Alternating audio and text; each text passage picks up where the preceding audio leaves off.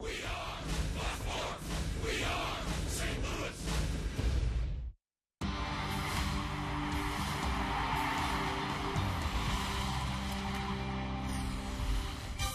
It's a kickoff to the Hall of Fame weekend here in the Gateway City. And tonight, the San Diego Padres are in St. Louis. A hot night for baseball, but still these fans come out. It's sold out this evening. Speaking of hot, the Cardinals had a great first half at 57-36. And these are the seasons with the best record at the All-Star break since 1967. There have been teams that have done this in the past in the National League for the St. Louis Cardinals, but have they won the entire thing? Well, the answer is no. That may change as they hope to get to another World Series appearance this year. That's Rick Horton. I'm Dan McLaughlin. Your expectations, Rick, for the second half? Well, every season, Dan, as we know, has a lot of ups and downs. The Cardinals at 21 games over 500, mostly up in the first half because they had timely hitting and good starting pitching. To me, starting pitching will be the key to success in the second half. Really, the key to success for Jake Westbrook has been starting at home. Great numbers here at Busch Stadium here in 2013. He gets the call tonight. A look at Jake when we come back.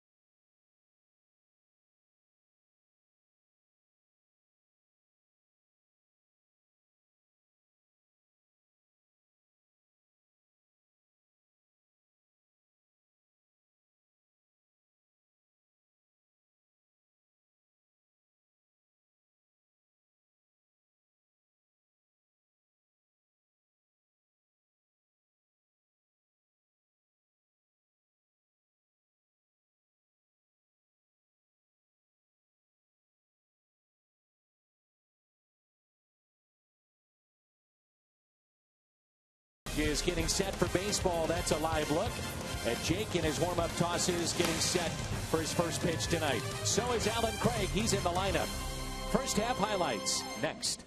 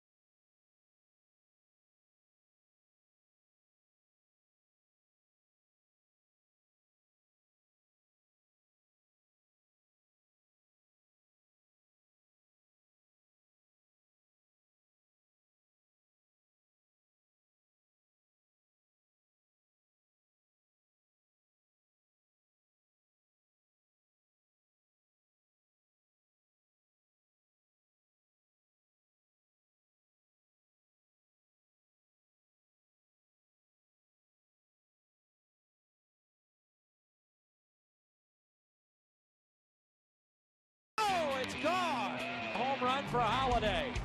Westbrook, he's got it. He also has a shutout and a win. Sliding catch is made. Oh, what a catch. This is crushed. Cardinals have the lead. By Yachty right on cue. Thank you very much. Goodbye. Swing and a miss to the first strikeout of the night. All third strike. Swearing back and firing that fastball that got him on the outside corner. Up the middle. Diving stop.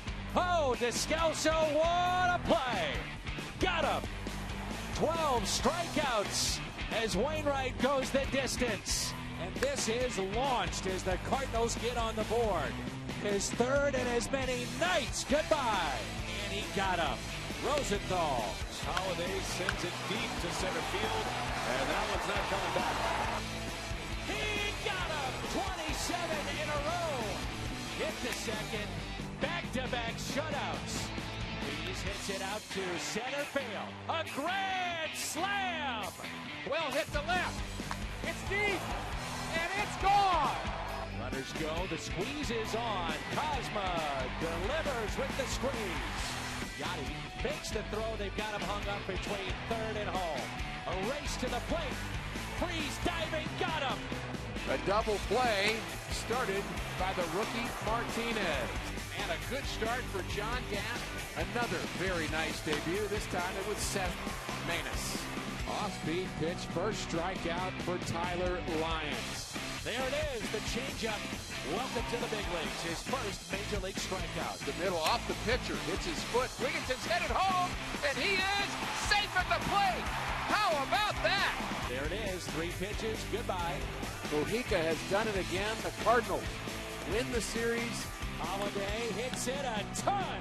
Adams crushes one deep right. Shelby Miller, he gets in the act. A swing and a long drive, left center field. It's a grand slam. Yachty hits it out to deep left. Gone! Cardinals on top. Running catch made. Beltran. And Jay hits it in the air. Deep into center. Trout back, leaps off his glove. Carpenter deep right. At the wall. Gone! The All-Star puts the Cardinals on top. That's a base hit into right field. Jay on his way to third. They may just win it now, and they do!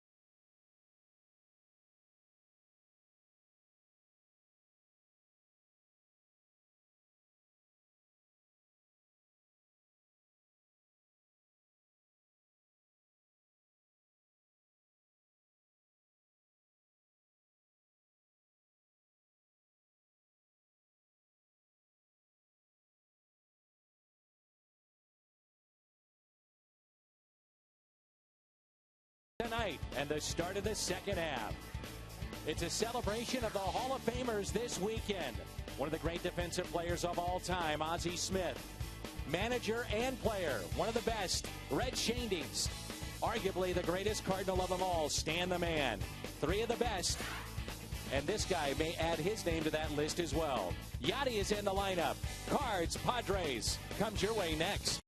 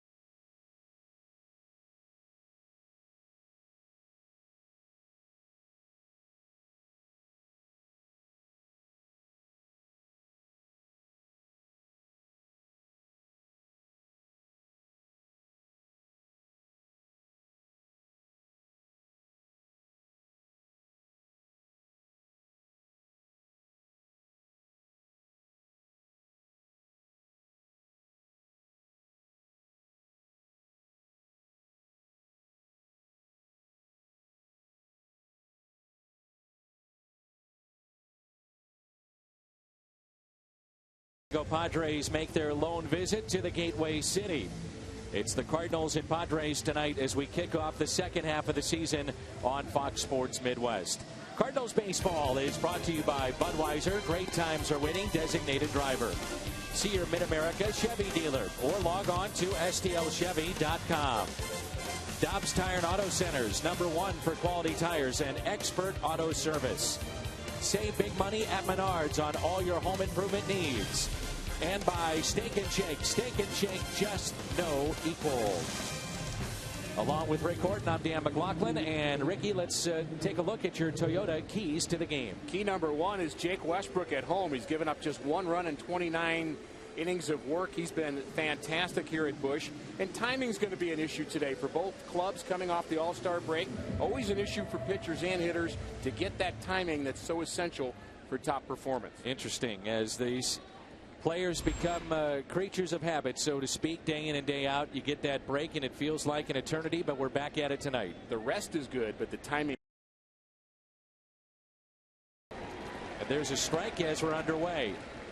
Kia starter Jake Westbrook. His record is 5-4, but he has been tremendous here at Busch Stadium. As Cabrera takes a pitch in the dirt, he's a switch hitter. Their shortstop hitting .291, 4 home runs, and he has driven in 25. Known for his speed. Last year he won the stolen base title. He did try to steal against the Cardinals in May, and Molina got him then. Tough play. Carpenter, oh, what a play there.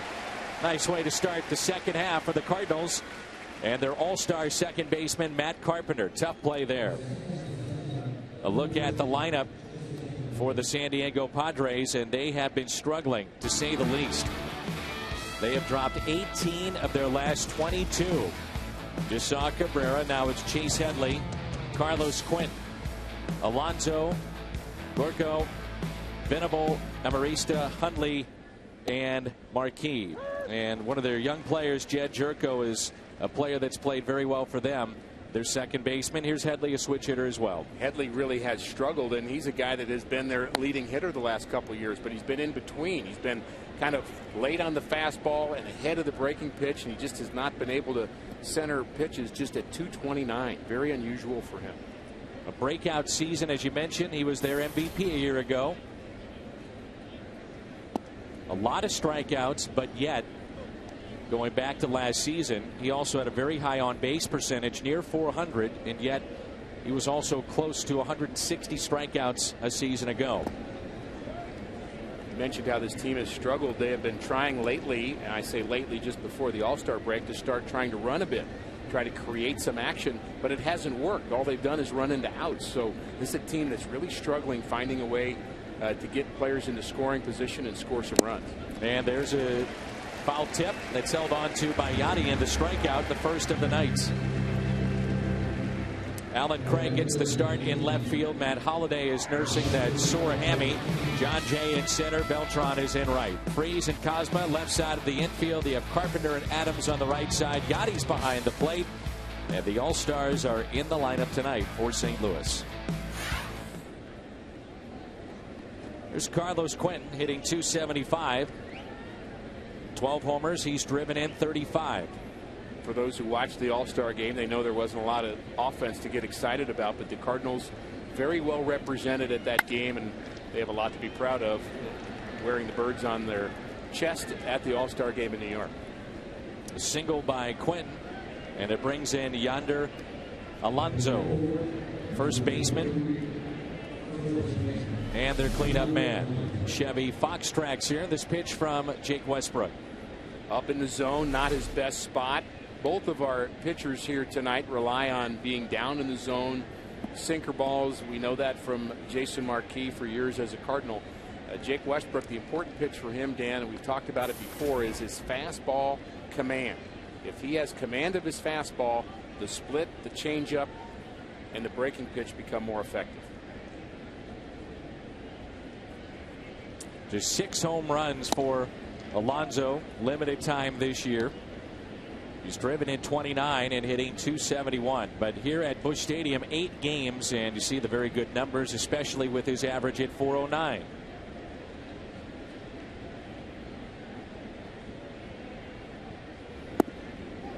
Very short lead at first by Carlos Quentin. 2 balls, no strikes with 2 down.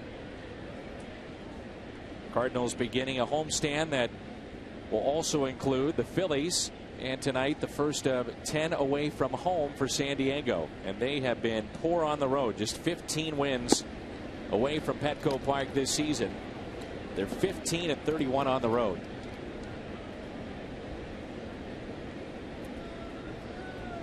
But Black, nothing to lose. First inning, you've got your big man at the plate. 3-0, turn him loose.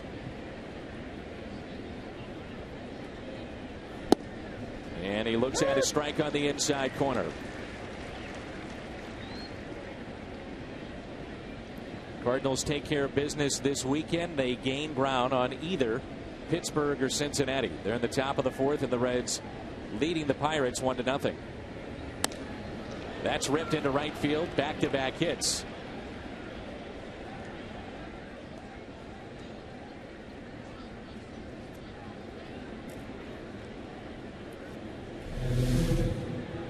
One more look at pitch location from Jake Westbrook. This pitch is down in the zone.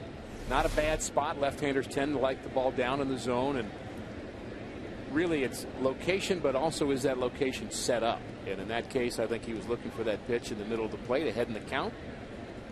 Much more of a positive hitting opportunity for Alonso. Runners at first and second. Jed Jerko hitting .272. 8 home runs. He's driven in 25. As Westbrook misses outside and low. Cardinals could have gone with Adam Wainwright tonight to start game 1 of this weekend series.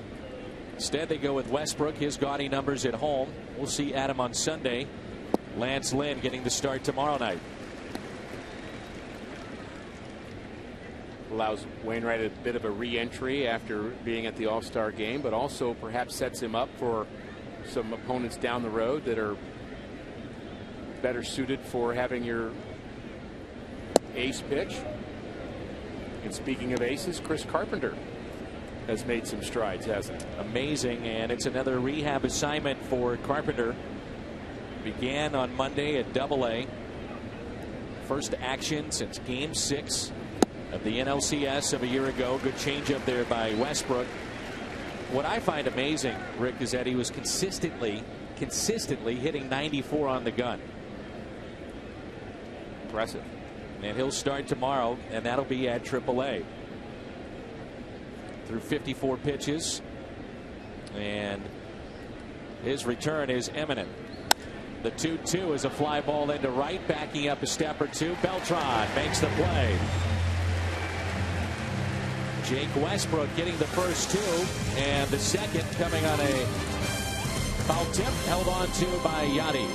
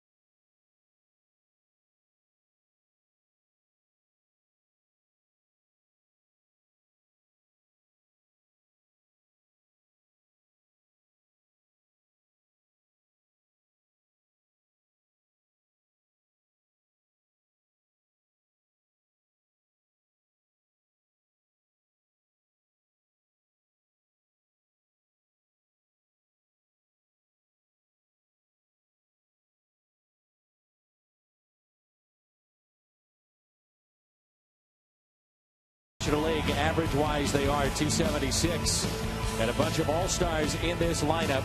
And it starts with Carpenter, Jay, and Beltran in the first, Craig, Molina, Adams, then Freeze, Cosma, and the pitcher Jake Westbrook. The Cardinals leading the National League Central Division, the Padres in the basement of the West. Their defense brought to you by Dobbs. And an old buddy is on the mound tonight, and that's Jason Marquis, still going strong here in the big leagues. Been stuck on 9 wins for quite some time. Marquis, really a sinker ball pitcher, not overpowering. When he was with the Cardinals, he a bit hard-headed. He and Dave Duncan clashed a bit, but he's a guy that knows what he wants to do. He's going to nibble, and he leads all of baseball in walks, so he's going to stay away from the middle of the plate at all costs. Marquis pitched 3 seasons in St. Louis, 2 of those years over 200 innings, and on a very good team. And he was a part of good teams mid-2000s.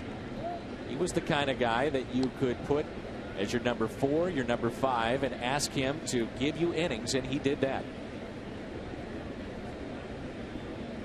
Here's a 1-1. Carpenter, ground ball to the right side. Jerko is there for the out, 1 away.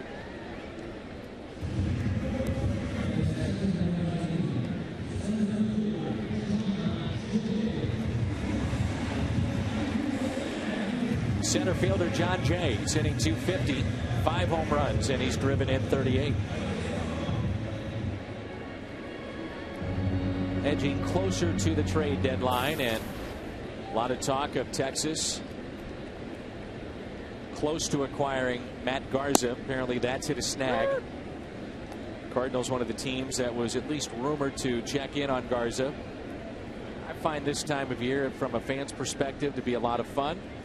Think about the changes a team may make, especially a team that's very good like the Cardinals are this season. As Marquis, a good athlete, makes that play on the flip from his first baseman Alonso. I would imagine, though, from a player's perspective, if you're one of those guys that's mentioned, and think about it now in today's day and age, Facebook, Twitter, the internet, you're always hearing a name that's brought up. It has to be a little bit uncomfortable, but that's part of the job. I think it's always been true that players are used to hearing their names mentioned, but the real question is there anything behind it? I mean, do I have to start packing? Do I have to start looking for a new place to live? Do I have to move my family? Do I have to get my kids out of school? I mean, those things come down the road, but there's rumors, and then there's rumors that have some kind of action to it, and it's hard to really distinguish between the two sometimes. But I would say for a team that's winning, you have to be really careful about handling those rumors, because if a team's winning, there's something good about that team you want to be careful about tinkering with. And I know Mike Matheny's very conscious of that. What you're talking about, in a word, is chemistry. No question. A 2-0 pitch, and Beltran hits a rope into center, but the catch is made by Amarista. John Mozeliak, a busy man these days, the Cards GM. No score after 1.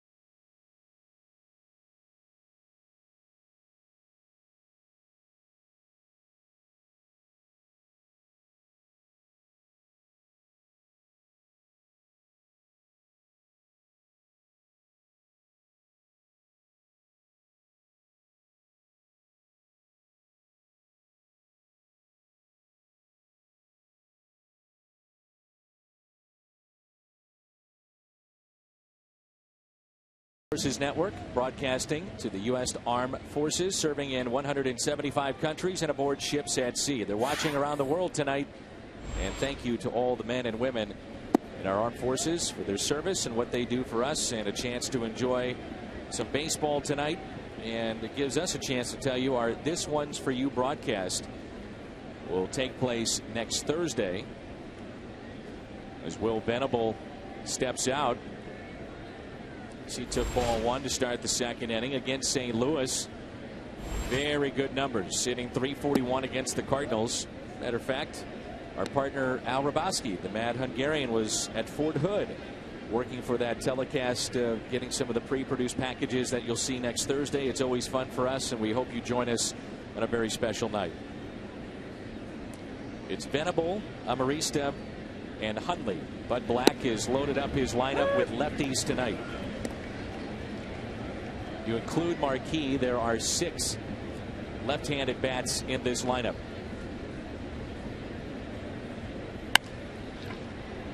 Slicing the other way, Alan Craig is there, makes the play. And just expanding a bit on the point that we made in the open about the timing that affects players after a break, Dan. You think about the number of swings that a player takes every single day for 6 months, almost every day. They're taking hundreds of swings, and then you take 3 days and you don't swing. The positive is you can clear your mind of all kind of the negative thoughts, maybe get your hamstring feeling a little better. But the negative can be the timing at the plate, seeing the ball coming in at 90 miles an hour, seeing the movement, having your balance correct below you. And so it's kind of a good news, bad news things for hitters, and pitchers really the same way. Amarista out to center. John Jay is there, 2 away. Matt Holliday did take some BP and light running They want to make sure he's close to 100% before he's back in that lineup. So sitting tonight, and we assume he would be available to pinch hit this evening. There's the replacements. Craig in left, Matt Adams at first base. Mike Matheny used the number 90% today when talking about Matt Holliday, and when asked, is he available tonight, Mike's answer was, we'll see.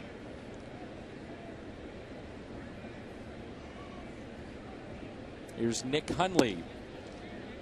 And the catcher takes a strike on the outside corner. This is earlier this afternoon. Temperatures near triple digits, and Holliday trying to loosen up that hammy. You missed it. It was just a routine ground ball at Wrigley Field last week, and as Matt does, hustling down the line and then hurt the hamstring. Think about the luxury the Cardinals have of making sure Matt Holliday's okay, because you've got guys like Alan Craig to play left and Matt Adams to play first. Other teams might feel the stress to get a player like Matt Holliday back in the lineup quicker, but the Cardinals can afford, I think, with their offense as good as it is, to let him heal.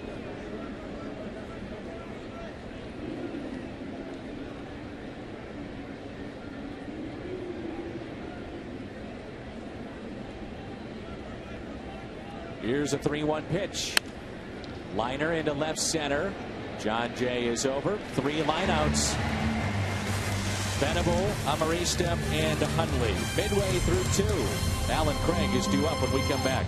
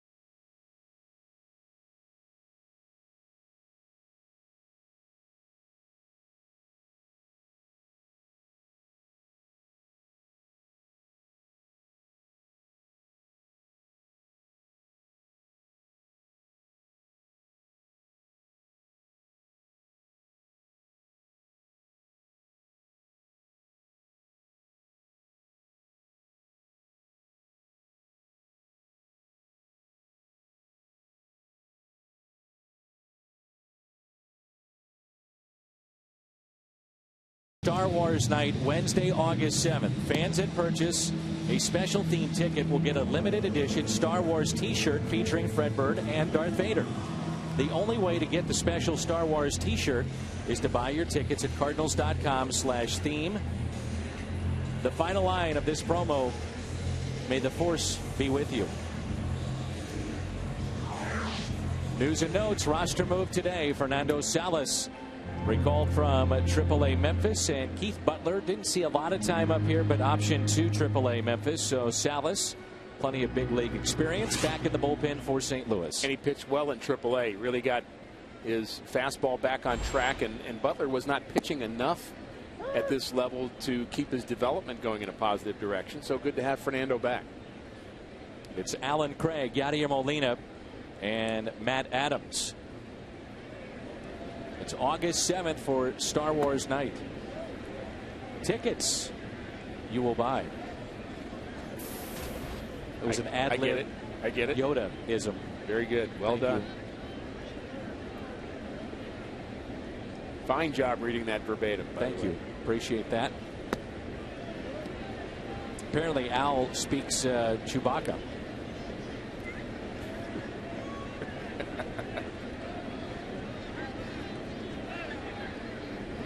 2 balls and 1 strike on Alan Craig. Coming after you. And Craig pulls it foul. 21 hits for Alan Craig with 2 outs and runners in scoring position. Think about that. 21 hits, 2 outs, runners in scoring position in the first half.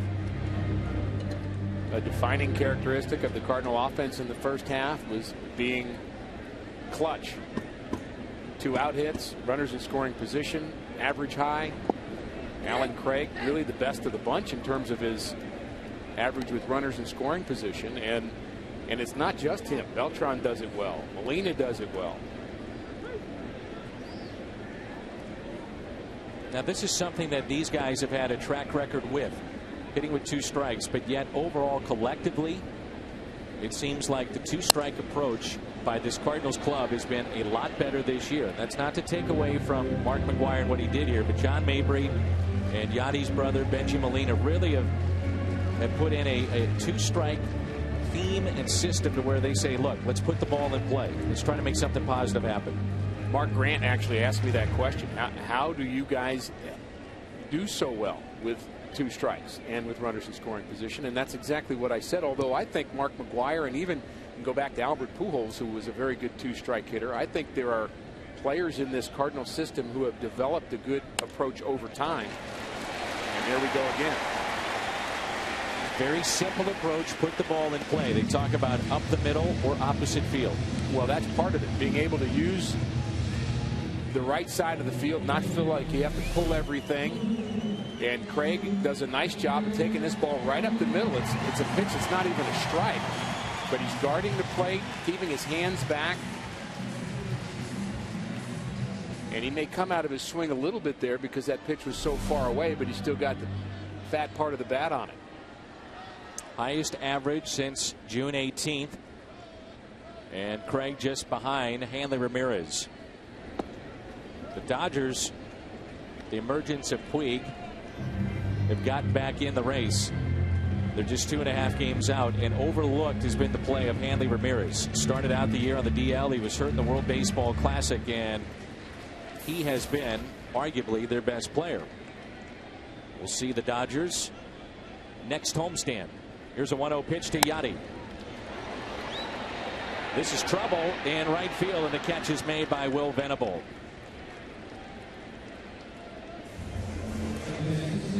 Kind of an average defensive outfield, the Padres, in terms of their arms and their defensive ability.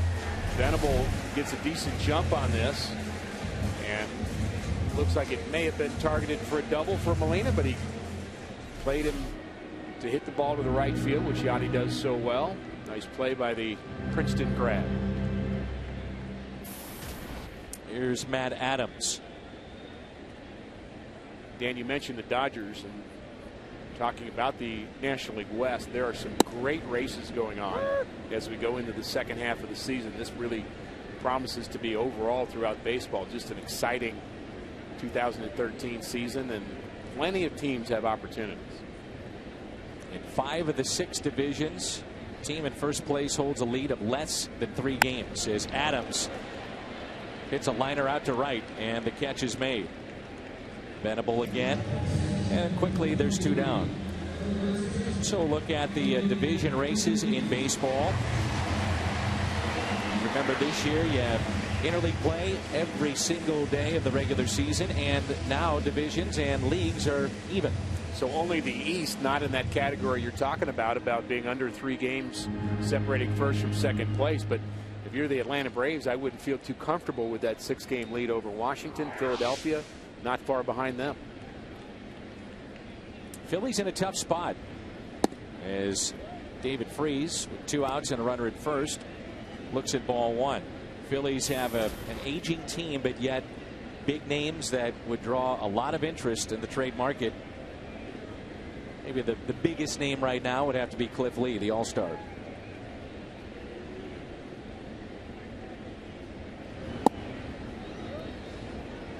Interesting game going here tonight. We have 2 very classic sinker ball pitchers, and the last 7 outs have been recorded by outfielders.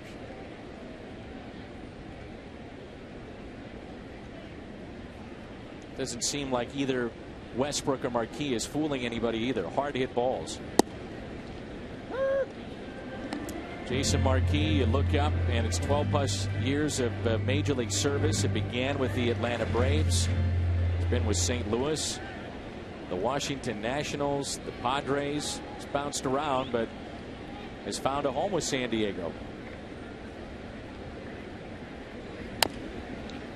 Got to the big leagues very young and has had a nice career. He's a very good athlete. We've seen that. We know how well he swings the bat. Pinch hitter at times for the Cardinals when he was here. Also a frustrating guy too, in the sense that some believe he's pretty hard-headed, No question. and wants to do things his way. Well, he's not changing. Nope. I can promise you that.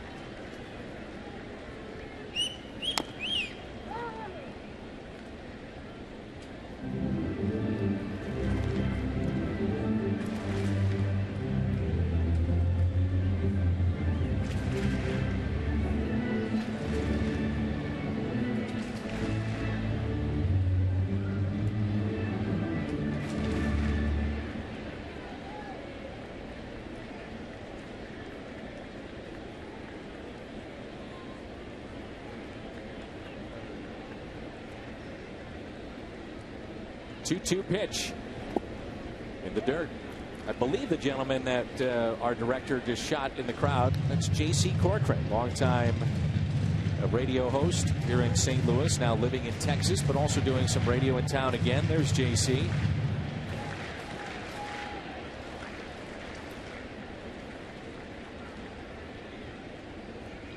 Here's a 3-2 pitch to Freeze, and that's taken low, so runners at first and second. First walk issued by Jason Marquis. It brings in Pete Kozma. A lot of talk around town last couple of weeks about Pete Kozma and his lack of production offensively. Do the Cardinals need to go out and potentially find more production from that shortstop position? That's one question. A point that needs to be made, though, is that when you have this kind of lineup full of all-stars, and when they're hitting and clicking, he's kind of hidden in that lineup, and defensively he's been just fine. I also think if the Cardinals starting pitching had been good the last 3 weeks, we wouldn't even be talking about Pete Kozma. It just makes it more glaring. Taps it down that third base line, and that's a fair ball. Headley steps on the bag in a force play, and that's how the inning comes to a close.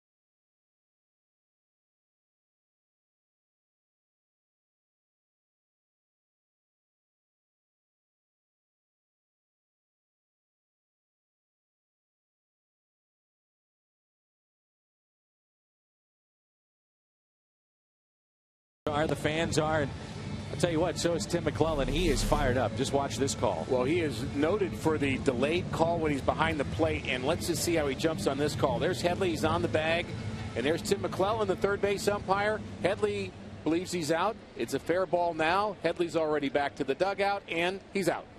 The call finally made. Headley almost sitting down in the dugout by the time he made the call. It was the correct call. It was worth waiting for. Here's Jason Marquis. And Marquis puts in play towards second, handled there by Carpenter. And there's one away. So first time through the lineup, only 2 ground ball outs. MLB.TV celebrating 11 years. And you can see every game online on your computer, mobile devices. MLB.TV, where baseball is everywhere.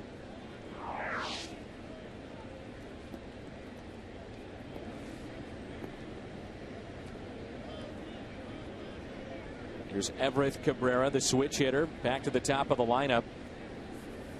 Grounded out to second first time up, and a ball that he hit up the middle. A very good play by Matt Carpenter.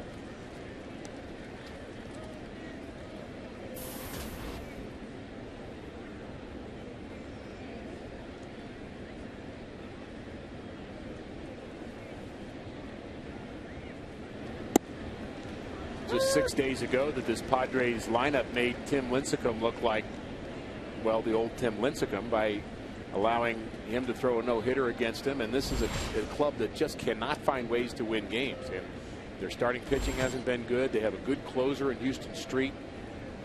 Very good 8th inning pitcher in Luke Gregerson, the former Cardinal minor leaguer, but they're not as valuable if you can't get leads. Your starting pitching isn't good. You have no offense. So what? You've got a good 8th and 9th inning guy. You're not going to be able to use him.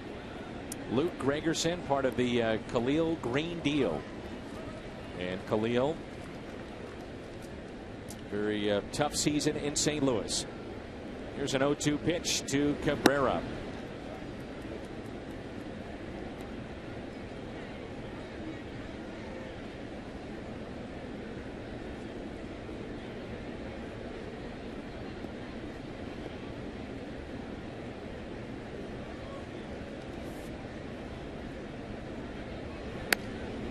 Westbrook stays with it, makes the play. 2 away. But Black, former major league pitcher, has seen his team going the wrong direction. 2-14 since June 29th, worst in the big leagues. Cardinals since July 5th, second best record in Major League Baseball since early July. Padres had won 9 out of 11 in mid-June and seem to be going in the right direction. They're getting good starting pitching at the time. Street was piling up the saves, had 3 in 3 nights. And the offense was a bit better. Headley struck out his first time up. Only strikeout of the night for Jim Westbrook. 1 ball, 1 strike. Packed house again tonight for the Ozzie Smith bobblehead giveaway. Here's the 1-1. Paints the outside corner. What makes this game so interesting too, Dan, is the teams they were beating at the time were the Atlanta Braves, the Arizona Diamondbacks, Colorado, and the Dodgers. That's who they were playing when they were winning. Decent clubs, very good club. We saw San Diego at the end of last year, and both you and I came away awfully impressed with the speed at which they played. It looked like the Cardinals were going through slow motion at that time, and it just looked like San Diego had a different gear. Young players, they were getting good pitching at that time, but clearly it has not taken that next step into advancing into the season and giving them a chance to win this year.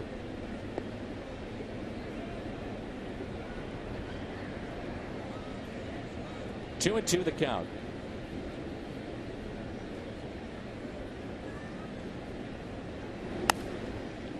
Popped up, and Freese will give chase. Out of room, out of play. Bud Black, the rare combination of being a major league pitcher and now a manager, seems to be the trend to go with former catchers in professional baseball, whether it be Major League Baseball or the minor leagues. But Bud Black, longtime pitching coach, and there's Mike Matheny. Skippers here tonight. I believe 13 former catchers now at the helm of their respective clubs. I think if we thought about it, we could come up with a lot of infielders that have been major league managers. There have been a few pitchers, but not as many. Certainly now there's not, but hard to come up with a lot of outfielders that have been managers in the big leagues. The 2-out walk issued to Chase Headley.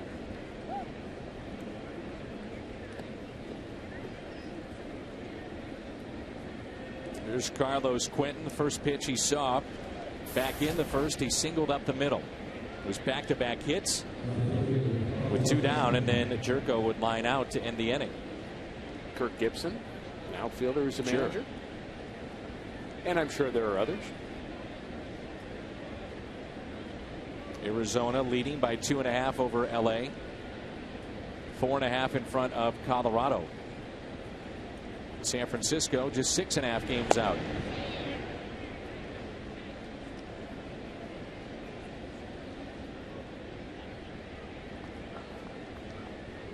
Bottom of the 5th, and Cincinnati has added a run, 2-0 over Pittsburgh.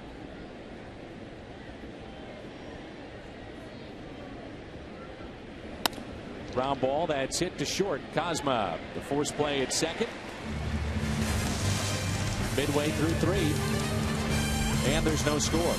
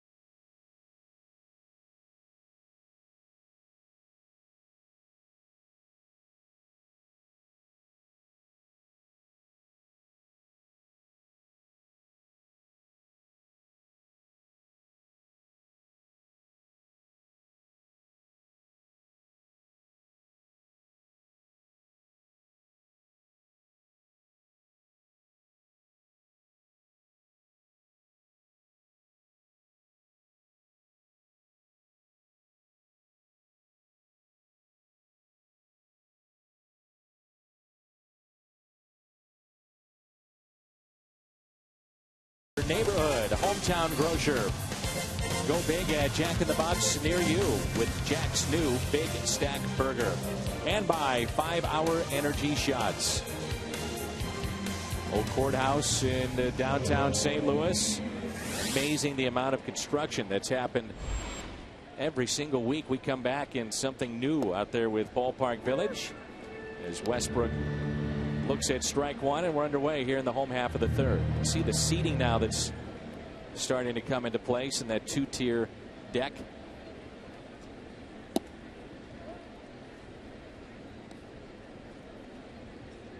Should be open and ready to go for opening day next season. Westbrook here, then Matt Carpenter and John Jay.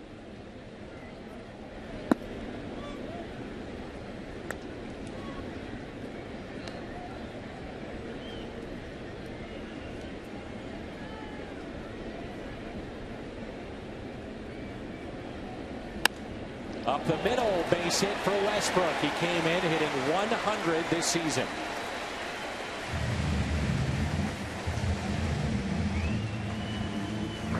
Starting pitchers appreciate it.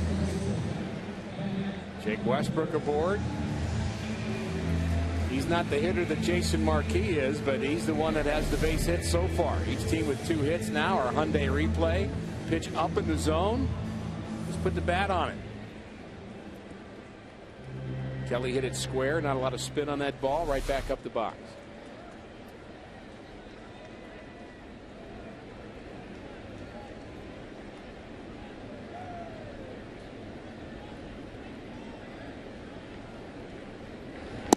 Carpenter showing bunt, looks at a strike, grounded out to second, first time up.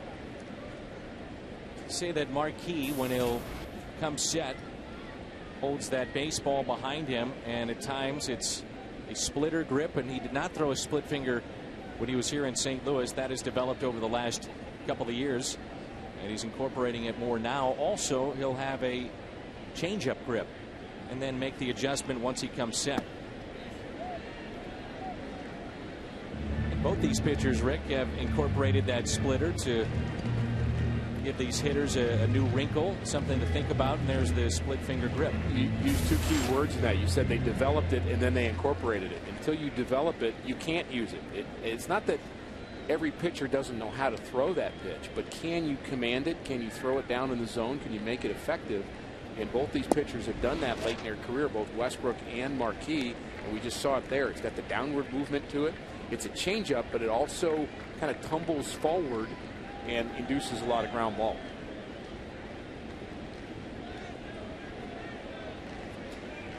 Two balls, 1 strike on Carpenter. Outfield, not very deep, and straight away. Matt easily could put one over their heads. Nice play by Hundley. Keeps that in front.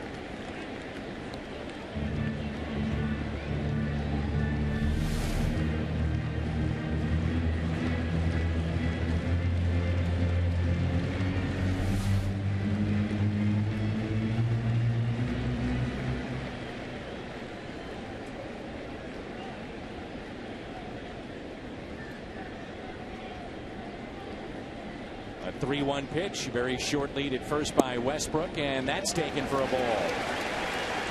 Second walk issued by Marquis, and the first 2 have reached here in the home half of the 3rd.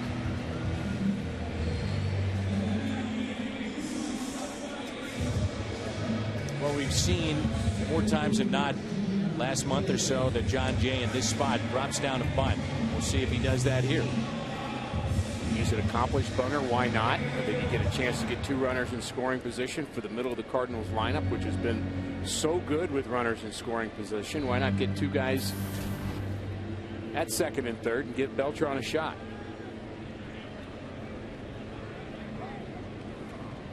Time is called. So Hundley wants to go over the defense, sets that.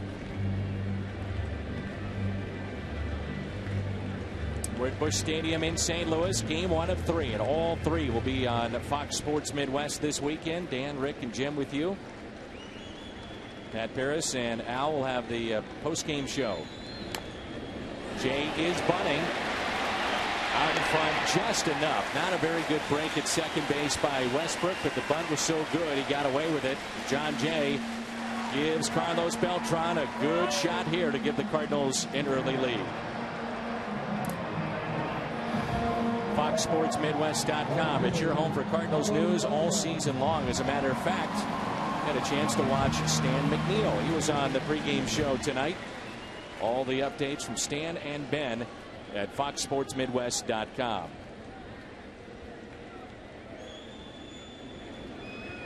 Here's Beltran, and he looks at a ball. First time up on a 2-0 pitch, he lined out to center, and it was a screamer.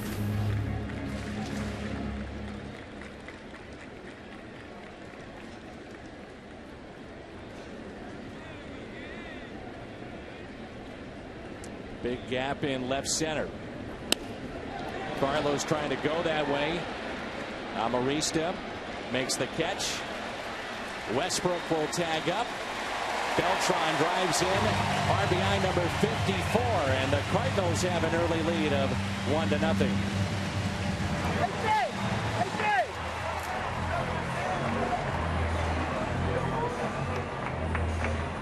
Situational hitting by Carlos Beltran. The pitch is away. He takes it away. Gets it into the outfield, which is his job. And the center fielder, Amarista, has an accurate arm, but not a strong arm. So Jake Westbrook able to tag and score from third. 1-0 St. Louis. John Jay set it all up with that sacrifice, advancing a couple of runners into scoring position. And look who it is. 2 outs, man in scoring position, and it's Alan Craig.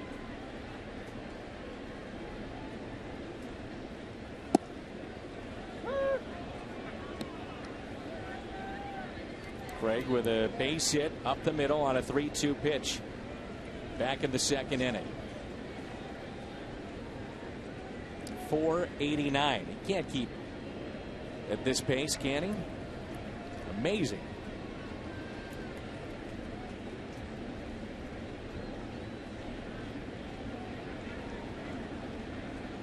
Here's an 0-1 pitch. Make it 0-2.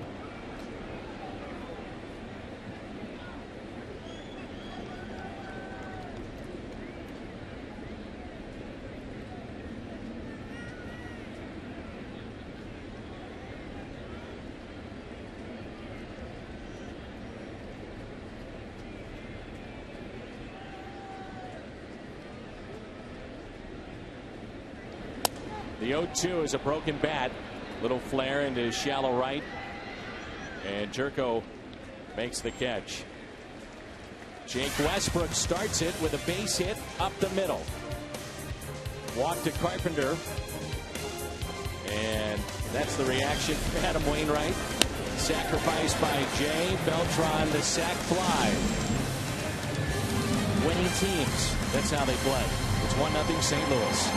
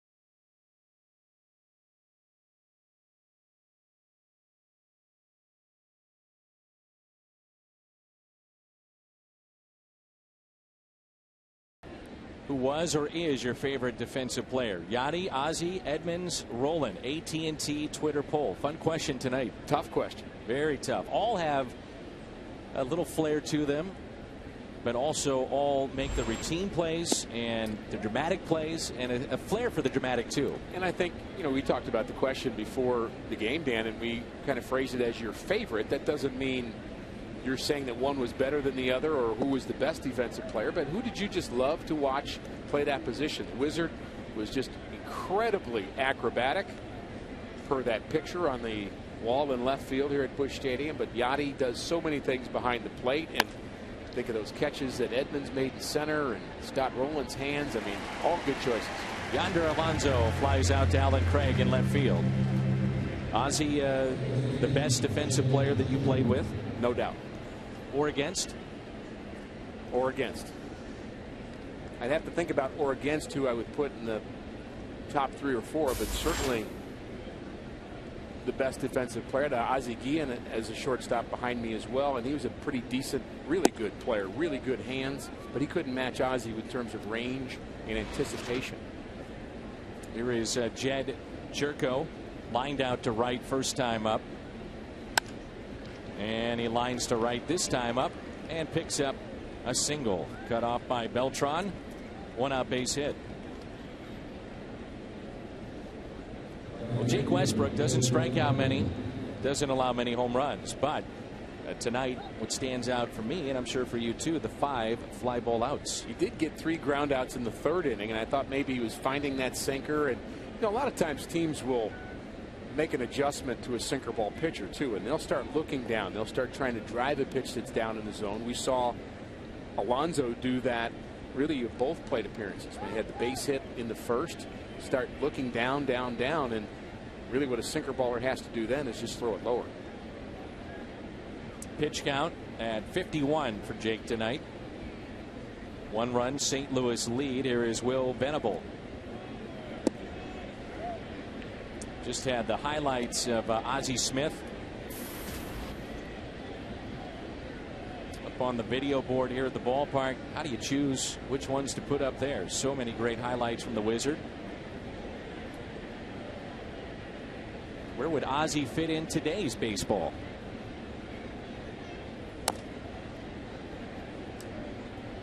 You think about how the shortstop position started to change to a degree with Cal Ripken. Bigger guy. Ozzie not the biggest, clearly, physically. Great range. First came up, had a great arm. But, guys like Pete Kozma and that size, you just don't see many of them as much anymore. You see bigger shortstops. A-Rod, Derek Jeter, Garcia Parra for a while. 1-1 pitch. One thing you'd say about Ozzie, if you spent any time around him and saw him work and saw him compete, all I could say to answer your question is he would find a way. He'd adapt. There's no question. Ozzie was great at doing that. He adapted his hitting stance late in his career to become a guy that could drive the ball a little bit more, and picked up on his average. And there were times where defensively and his arm was sore, he'd have to adapt where he would play and position himself, and he just knew how to perform well, period. 1-2 pitch, slowly hit to the right side. Carpenter from the outfield grass, and Will Venable runs well. Beats Westbrook to the bag, and that's a base hit. So back-to-back hits here in the 4th for San Diego. Matt Adams has to make the tough decision here. Do I go for the ball or not? He's coming off the base. It's hit to his right, out of his range, but now he's erased from the play, so it's up to Jake Westbrook to get there in time. I'm not sure they would have had Venable anyway, but you've got a better chance if your first baseman stays home. But that's a tough decision to make when that ball's hit off the bat. Can I get it or not?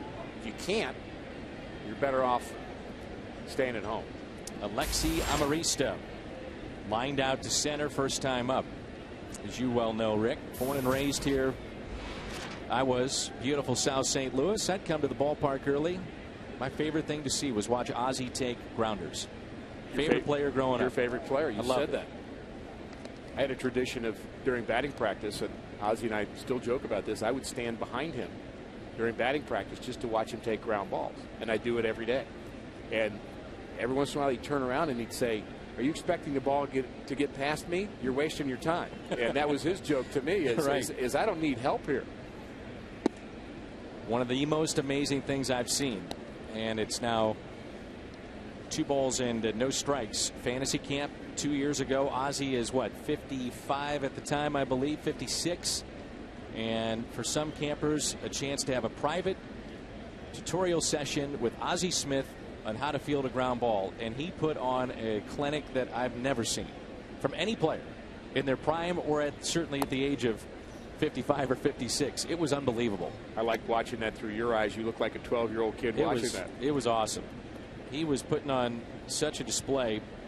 And the most amazing thing was he told Brian Jordan to go to first base. I'm getting goosebumps thinking about it. And he started throwing the ball from deep in the hole behind his back on a fly to Brian Jordan at his chest without looking. That's when I said, this is ridiculous. So did Brian Jordan. 3-1. I also remember him yelling at you to hit the ball harder. You remember that? Oh yeah. He said, "Come on, Horton. Hit the ball harder to me. Let's go." Yeah, and I told the campers we were going to have the best shortstop in the history of the game here to teach him how to play shortstop, but Luis Aparicio couldn't make it, so we got Ozzie Smith instead. He didn't like that either. A little edge to him still, huh? Oh yeah. Jake Westbrook could use one of those ground balls right now to beat Cosmo. Needs that double play. Here's a 3-1 pitch with one down. And he walked him, bases loaded. The Cardinals and Padres involved in a couple of deals that have proven to be huge in the Cardinals' favor. Ozzie Smith, Gary Templeton. Templeton, no slouch in his own right at that point in time, but Ozzie obviously developed here in St. Louis and became the Hall of Famer that we know today. Yeah, Ozzie, the best shortstop in the game at the time. Gary Templeton, you mentioned, not a slouch. He was a good player, very solid player, and you would have thought had a bigger upside than Ozzie in terms of what their ability would lead them to. But Templeton, years in San Diego, never quite fulfilled his potential, but still a solid shortstop. Another trade that stands out with the Padres. David Freese for Jim Edmonds. 8th place hitter, bases loaded. 1 out, 1-0 pitch. 1 ball, 1 strike.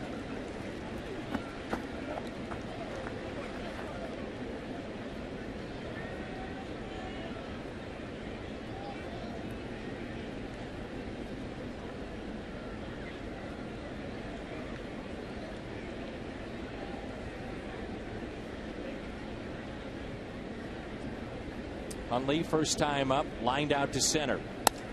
There's your ground ball. Can they get 2? Slowly hit out there on the first. Got him! Nicely done. Pete Cosma on the turn. 4-6-3. And there's your double play at a key time. And that ground ball from Jake Westbrook. The turn by Cosma. They just get him.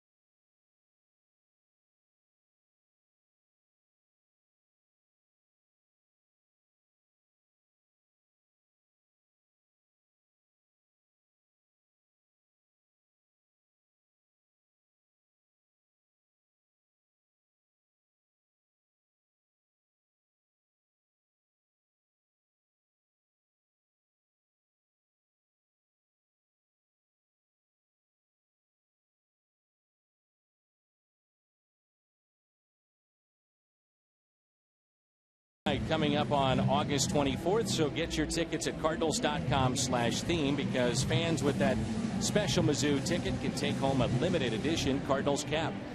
For tickets, go to cardinals.com/theme. Tomorrow, the Red Shandies jersey giveaway, Stan the Man statue on Sunday, and few seats still remain. We're expecting over 40,000 for the games coming up against the Phillies.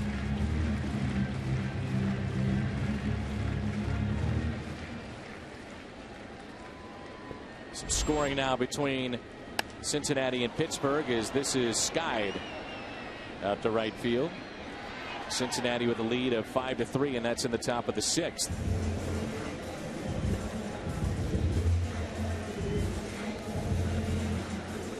Hilton St. Louis at the ballpark and the St. Louis Union Station Hotel, the only hotels that give you home field advantage and an extraordinary Cardinals baseball experience. For reservations, call 421-1776 or visit HiltonSt.Louis.com. Pittsburgh with home runs from Marte, McCutchen, and Russell Martin, all solo shots as they get on the board but trail 5-3. Quick answer. Who do you want to lose that game? That's not quick enough. It's not. I know. I just messed that up, didn't I? Just be defiant. That's a tough question. That's why, exactly. I can make a case for both, and I still haven't answered your question. Here's the 0-2. I'll say Cincinnati. That's what I would say. The reason being, Cincinnati has been there before with a pennant race and going deeper into a season with a pennant race. Pittsburgh has not. You never know. Young players, once they get there, how they'll react.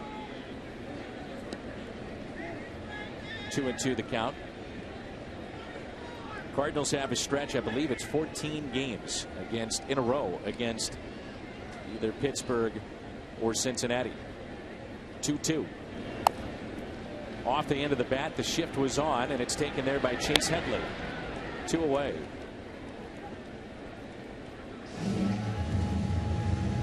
Speaking of Pittsburgh and Cincinnati and St. Louis, a reason why these three teams could head to postseason play, their pitching. Pirates have good young pitching in their rotation. 3.27 ERA collectively, but the Cardinals and the Reds not far behind. But all three clubs really good first halves, and I think the Pirates, I don't think they're going anywhere. They may not have the same second half as the first half, but I think they're going to have their best year in a long time, and I just don't think they're going to fold the way they did the last couple of years. There's that score, 5-3 Cincinnati. A lot of scoreboard watching will happen in the second half. Freeze with a base hit out to left field. A walk and a single for David.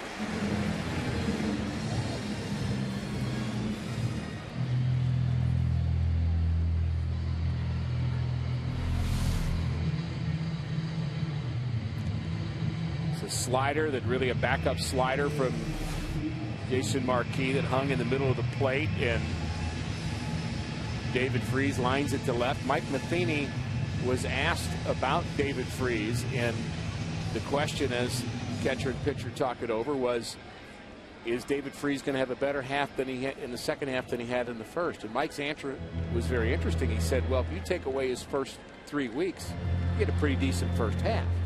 Maybe not the power numbers, but his average has been good. He's been a good two-strike hitter. And his start was so rough that to look at him now in the mid-270s, you realize he's hit over 300 in the last month and a half. A lot of that jump in his season coincided with the 20-game hit streak and that grand slam on a Friday night against Milwaukee. When he hit that, it seemed like, okay, the weight was off his shoulders, so to speak, and he was just relaxing and put together the 20-game hit streak. He's played well defensively.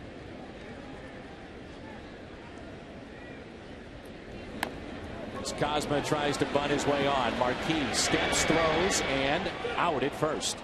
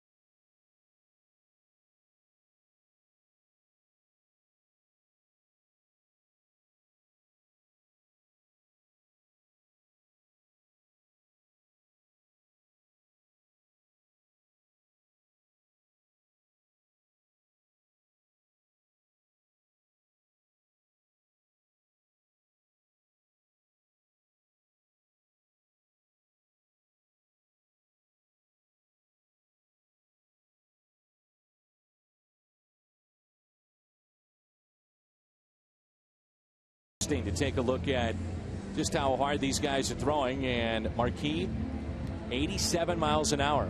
Remember, he used to throw low to mid 90s when he was in St. Louis. Westbrook has hit 90 miles an hour, so it's more about location and sink and movement, as Mike Matheny's club is trying to pick up win number 58 this ball game tonight.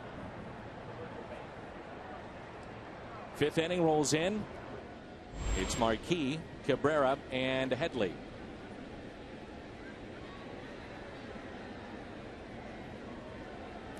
First time up, Marquis grounded out to second. At that time, as we noted,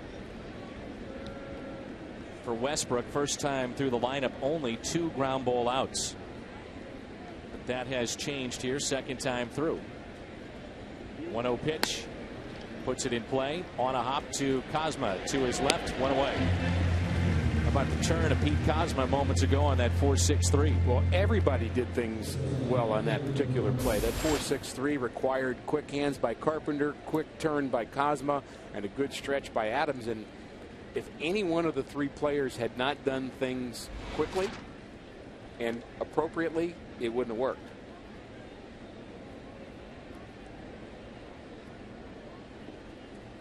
Talk about a double play. You're really subject to your weakest link, aren't you? You really are. If one guy's slow, or a bad toss, or a bad catch, or a bad turn, it's not going to work. Good sinking action away from Everett Cabrera. The switch hitter is 0 for 2. He's grounded out to second, also grounded back to Westbrook.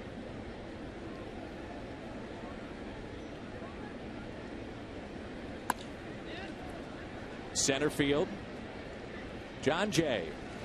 2 away.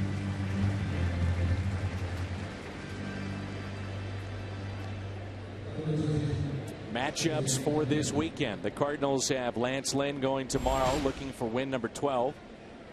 And it's in Volquez. And again, that broadcast tomorrow will be at 5:30. Then Wainwright and Eric Stoltz. Stoltz is 8-7 this year. Right through the legs of Jake Westbrook, and a base hit for Chase Headley up the middle. He struck out, walked, and now a single with 2 down.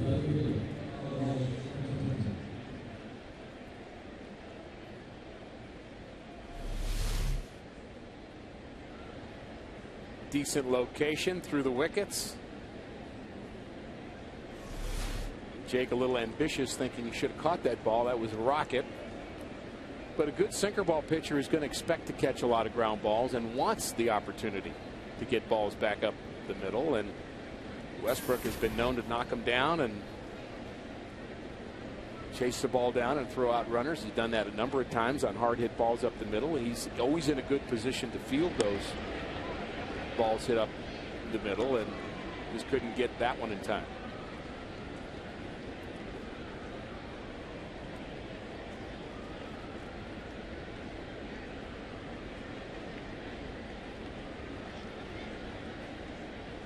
Two outs and big lead at first. Got him. Picked him off. You could see he was heading towards second base. You mentioned earlier the Padres trying to be more aggressive.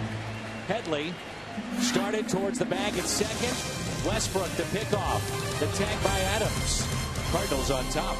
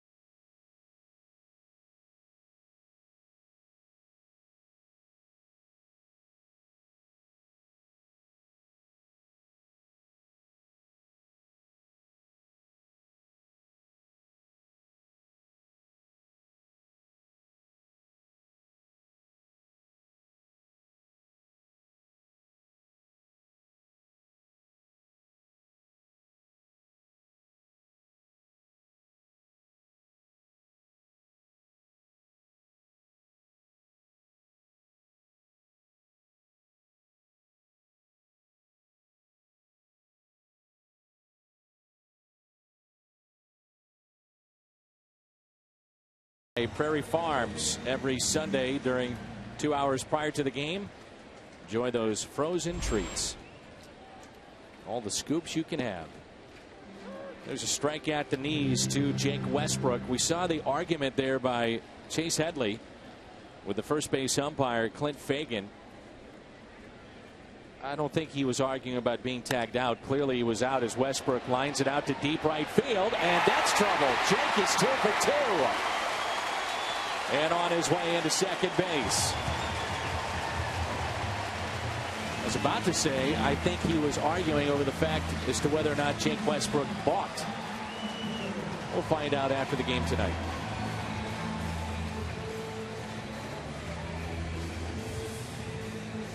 And we might want to find out what Jake Westbrook had for breakfast, too, because he's shown some pop with his bat. He hits this one hard to right field over Venable's head. 2 for 2. He's been a big part of the Cardinals' offense so far.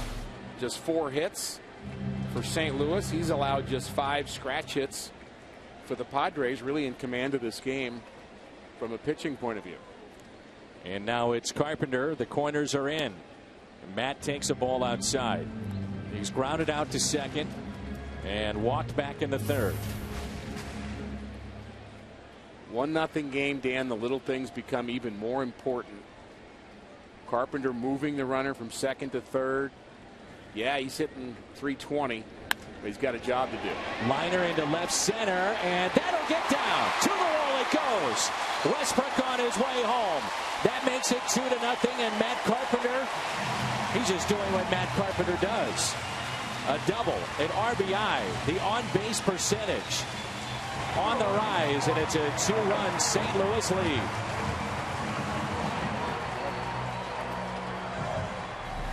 Carpenter does more than move him over. Gets a pitch middle away and drives it in that direction. Westbrook has to make sure it's down. Scores his second run. And another double for Matt Carpenter. He's been very proficient at the extra base hit.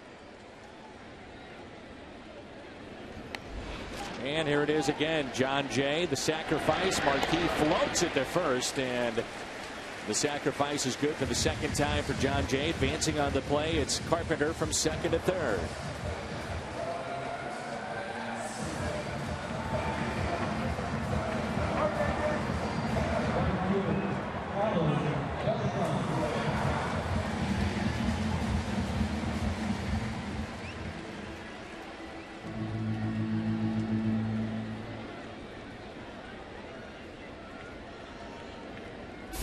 Field in for the Padres. Again, a 1-0 game. Every run matters. Broken bat and a foul ball. 2-0 now with Westbrook scoring, but still a close game. The Padres can't afford with their offense to get too far behind.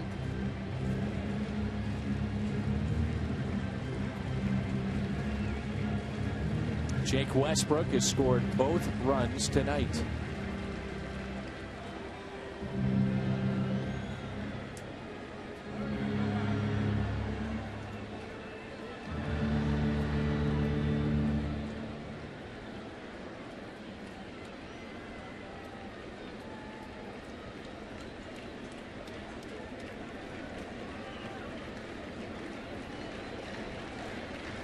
One pitch is a fly ball into right field. It's at the track, near the wall, and caught. Venable makes the catch. Carpenter tags up. 3-0 Cardinals. The second RBI for Beltran. He's now up to 55.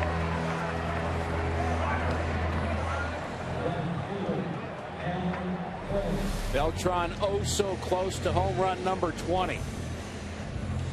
But still gets the job done. His second RBI, second sacrifice fly. The Cardinals doing the little things well offensively tonight. And defensively too. Agreed. The double play was big. Now it's Craig with 2 outs. 2 successful sacrifice bunts for John Jay. 2 sacrifice flies for Carlos Beltran.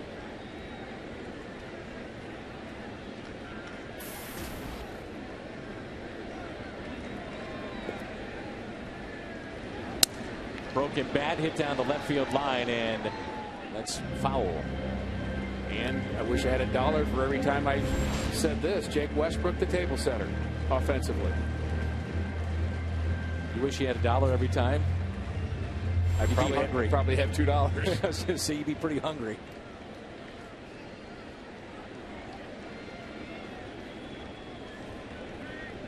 Here's the 0-2 pitch. As Craig just gets a piece of it. Alan Craig with a single up the middle on a 3-2 pitch back in the second, and has also popped out to second. 1 for 2 tonight.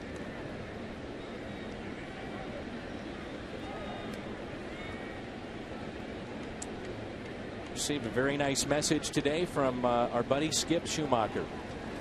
He said it's the 1-year anniversary of the Baby Risa night. I had a big hand in that. I know Fox and the Cardinals got behind that. Skip and I worked behind the scenes an awful lot with that, and want to report that Baby Risa is actually doing quite well. And so that's great news. And he was so thankful to all the fans that came out to support his event. Also, we had a Baby Risa night here at the ballpark, and many fans bought tickets for that.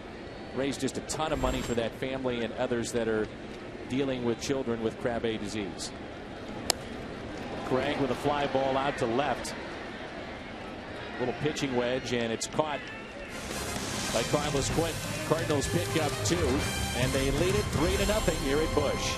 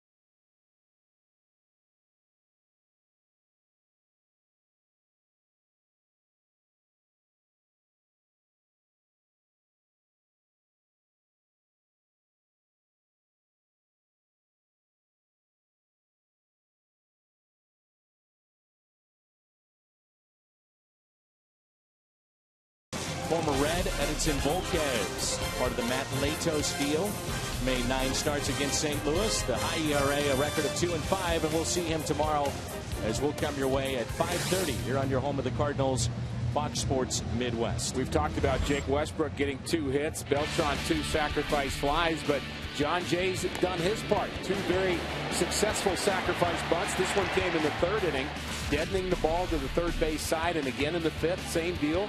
Had a very good bat angle and was able to get the job done twice, and that leads to runs, and that's doing the little things. The Cardinals offense clicking so far.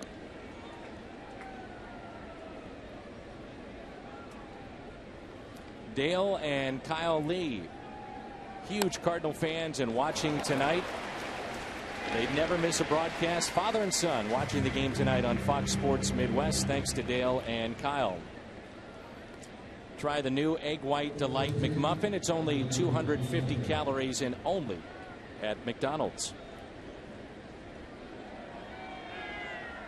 So Carlos Quentin is retired, and it brings in Yonder Alonso. He is singled on a 3-1 pitch to right field back in the 1st, and also flied out to left. He's looked comfortable in the box. He's one of the guys you want to be careful with. Does not have a high home run total, but there's a reason he's hitting 4th in this lineup. Has some upside.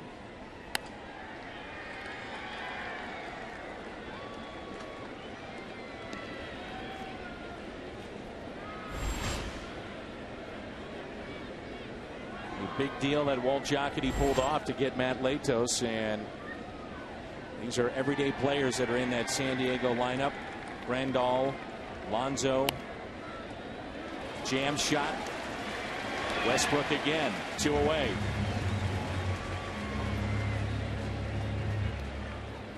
Get ready for Fox Sports 1. It's America's new 24-hour sports network. Fox Sports 1 will be your home for great live sporting events. All the news, highlights you want, just around the corner. It's coming August 17th.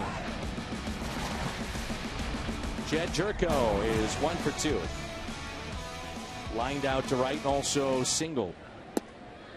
Takes a pitch at the knees for a strike, and it looks like Jake is getting better as we go along. Agreed. He's had a good fastball velocity-wise really from the onset, but I think he's getting into a bit of a groove right now, and he's painting with strikes. The fly ball lifted to center, backing up Jay. He's got a ways to go. Makes the catch. Padres go 1-2-3 midway through 6. St. Louis on top.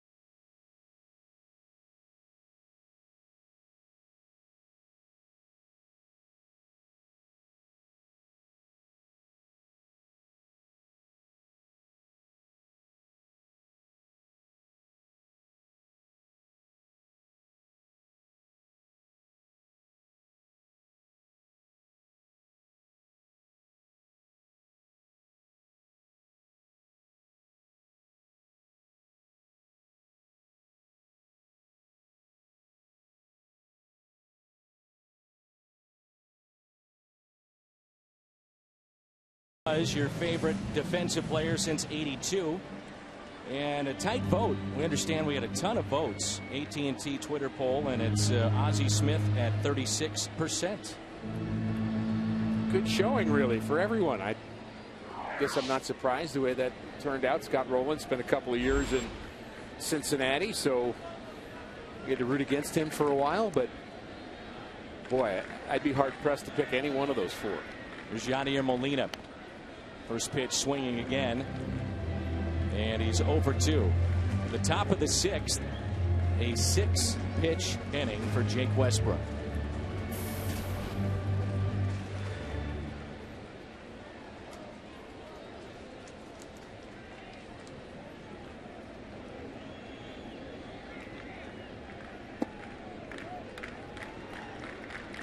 Just had folks from the Barwick, Newton group that was in the booth tonight, and become involved with them in a charity in the off season as Yachty swings and misses at the 1-1 pitch. They do some unbelievable things. It's for fallen police officers, and it's a chance to bring in their families and let them travel to come in for events and do various things for those kids of the fallen police officers. So if you have a chance this off season, look it up. Barwick Newton Foundation, and they do a ton of great work for those that protect us.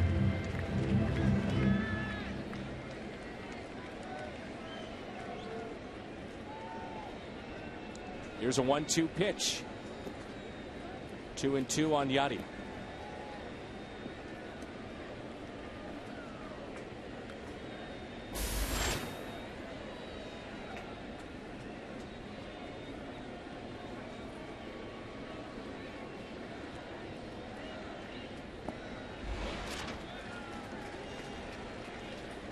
Marquis looking into the dugout of San Diego, almost as if he had hurt himself too. His reaction there, clearly just frustrated. He's not going to give in. He's not going to throw one in the middle of the plate. He's going to try to make Yachty expand his zone a bit. And he walked him. So this is the number pitch. 3. Yeah, this is the pitch that got him upset a bit. Spins around. It was almost as if he had not come up with the pitch that he wanted. You see him shaking him off as he's delivering the pitch. And then even on the last pitch, I noticed he shook off the catcher and just started. It was just, as if, nope, that's not the pitch I'm going with. Here it comes. And there's 2 more shakes.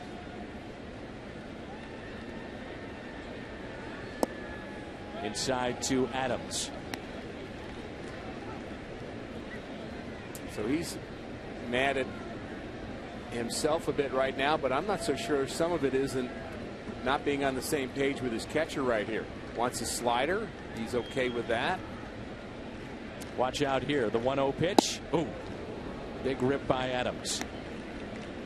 Handling frustration, such an important part of an athlete's performance. You're driven, you're focused, you have passion, but you can't let it get away from you.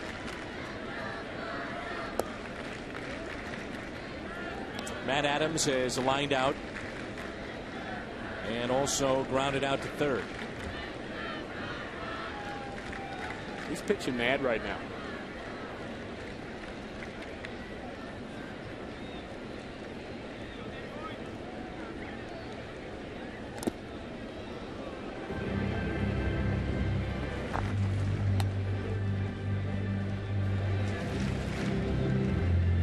I don't necessarily think, Dan, that shaking off a catcher is an indication that they're not on the same page. You need to do that a dozen times probably a game. But when you do it emphatically and angrily, there's more to it.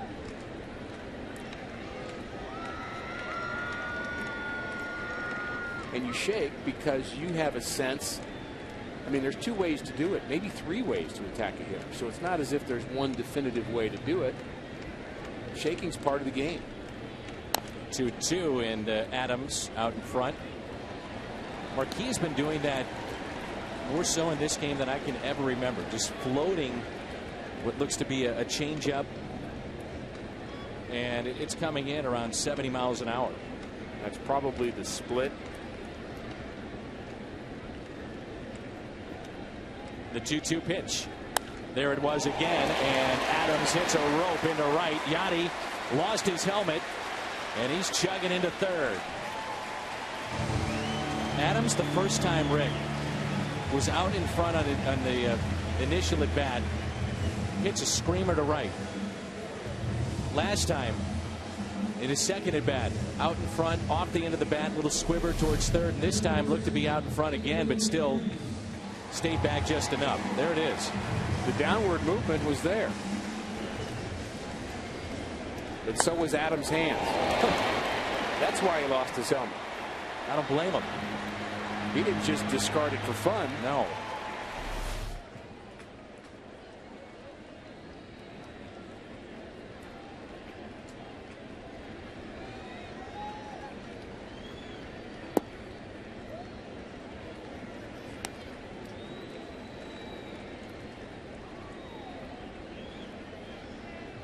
A walk for David Freese. He is also single to left.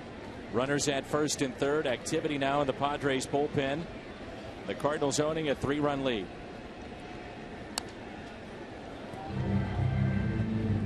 Touched on it earlier, but David Freese could really be a huge key for the Cardinals in the second half. Kind of in a way, a forgotten man as a lefty and a righty getting loose. There's so much attention to Craig and runners in scoring position, what he's done. Beltran, second-year All-Star. Molina leading the league in hitting. This guy was an All-Star last year.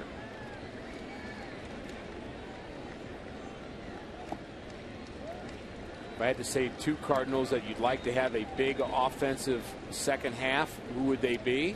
I'd say Matt Holliday and David Freese. If I'd say what two pitchers do you want to have big, solid second halves, I would say Shelby Miller and Lance Lynn.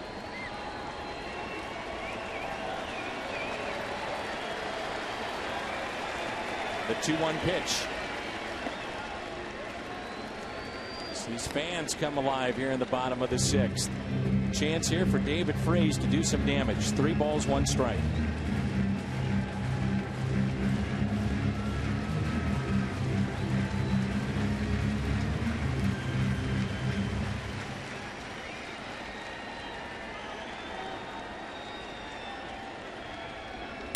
Freese, ground ball left side. It is fair. Play at the plate, and what a play it is here by Chase Headley. Outstanding play. Chase Headley takes a hit and an RBI away from David Freese. Headley, a very good fielder, Gold Glover at third, makes a nice play here on the backhand. And the problem here is, how do I get this ball to the catcher when Molina's in the way? Threw it over his left shoulder. Had to be very purposeful in this throw. Andy's off balance when he made it. Actually over the right shoulder. Close play at the plate. And blocking that plate is Hundley. Runners at first and second for Pete Kozma. Not going to sound very old school when I say this, but every time there is a play at the plate and there's not a collision, I find myself being very happy about that. We've seen so many major injuries at the plate. Buster Posey, seen Molina smoked at the plate, and starting to come around a little bit more to just making that a tag play at the plate, and it's exciting enough for me. This season by starts got off to the great start. Record of 9-2, but has struggled in his last 5. This has been a typical Jason Marquis start this year for Bud Black. If you're into quality starts, he's just about ready to give you 6 innings. Give your team a chance to win. Marquis sliding for it, but nobody at the bag.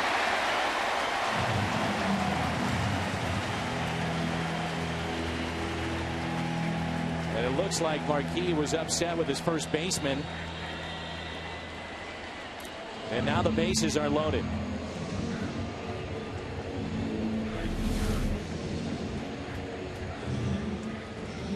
Looked like he was just staring at his first baseman like, what are you doing here?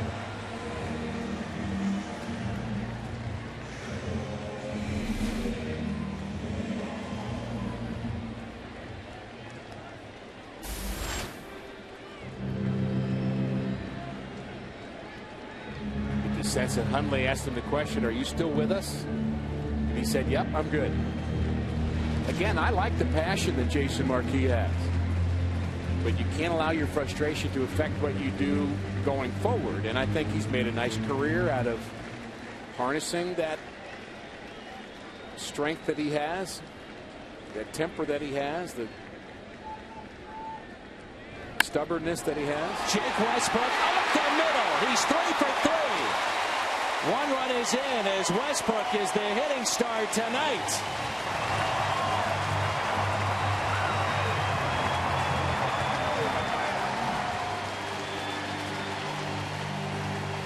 Well, I don't think Marquis can stare at his first baseman for the 3 at-bats by Jake Westbrook.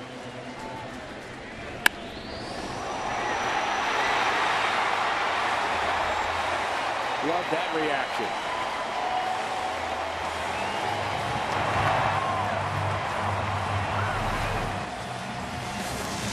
Marquis is done.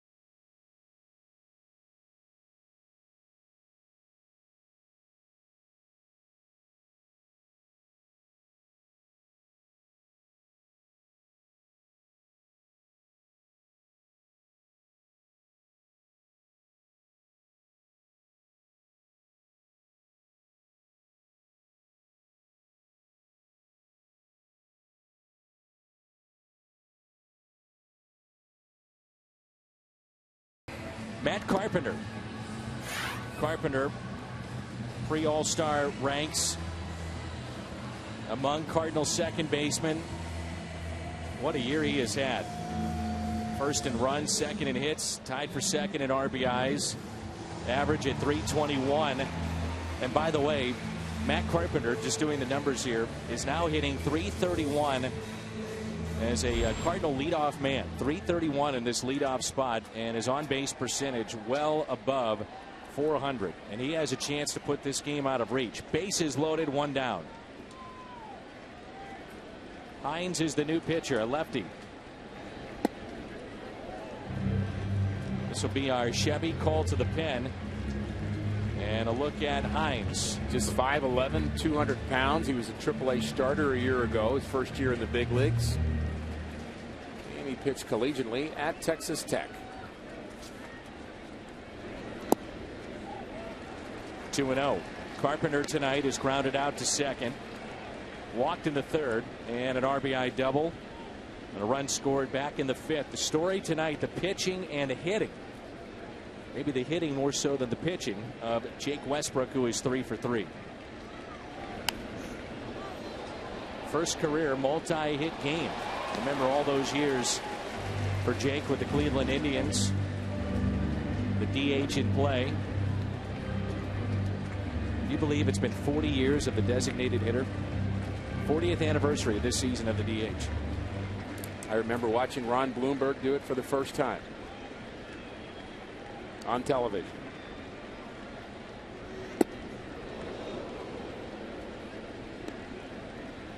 Two and two.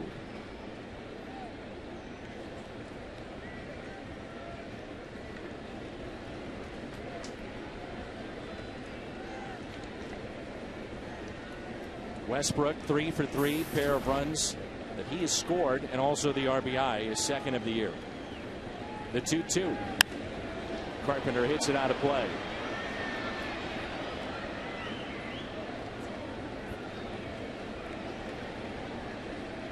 By the way, that was a black and white TV with a dial on.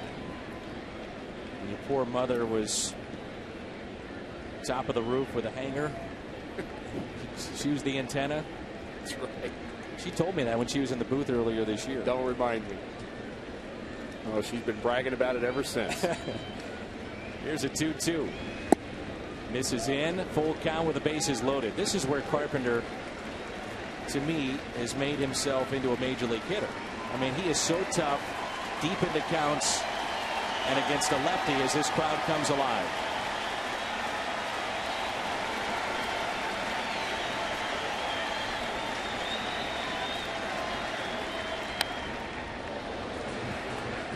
Would you agree with that, though? Knowledge of the strike zone. Doesn't give away at bats.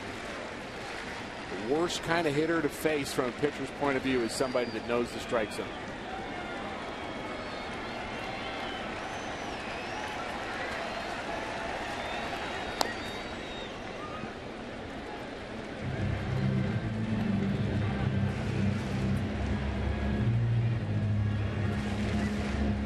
.22 RBIs, 6 for 9 in this spot. 3 and 2, bases loaded.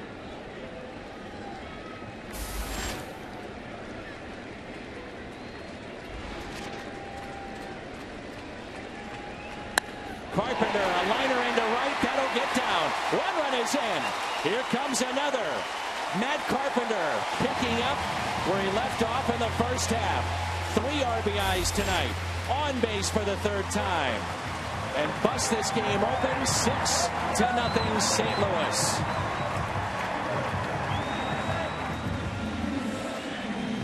Love the swing of Carpenter. Also love the break that Cosma gets off of second base. Scoring on this liner to right. Knowing the strike zone. Knowing you can handle it. Good 2-strike hitter. Cosma reads it right away. No trouble scoring on that hard hit to right. Now it's John Jay. 1 out, runners at first and second. Jay has sacrificed twice tonight and has also grounded out.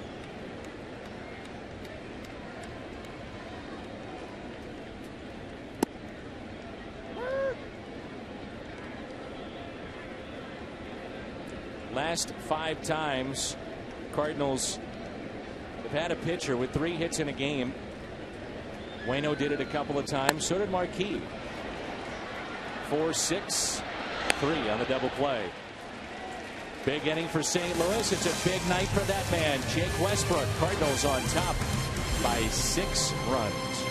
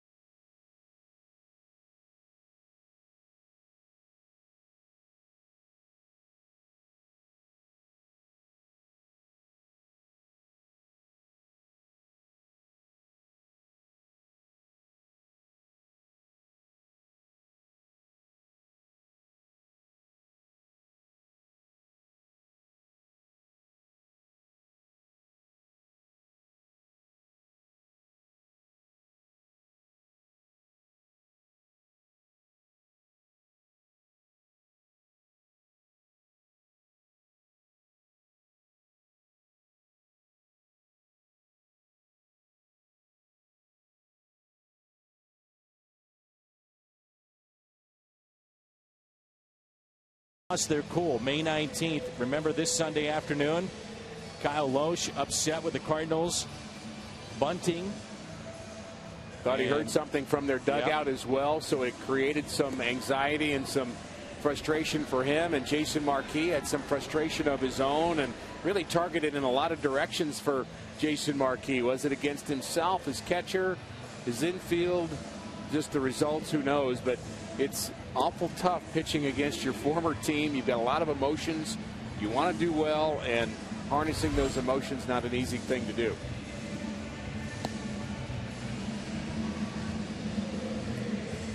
Jake Westbrook tonight. Cardinals have 9 hits. He owns 3 of those. St. Louis owns a 6-run lead. Lowest home ERA. This is since 1920. Jake Westbrook, .31 in 2013, and that's one of the reasons why the Cardinals looked at Westbrook making that first start back. About Cal Eldred being on that list. Our good buddy is doing a lot of work with young Cardinal pitchers in the system right now, doing a great job of that.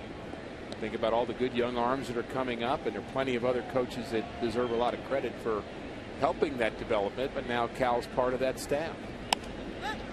And there's a fly ball off the bat of Will Venable. 1 away as we start playing here at the top of the 7th. Pitch count is only at 76 for Jake Westbrook. In just a few innings ago, you were thinking, is this guy going to get through 5? Now you're wondering, if he's this efficient, this type of lead, how deep can he go in this game? Pitch count is slowed to a crawl, which really defines the Padre offense. 6-pitch, 6th inning.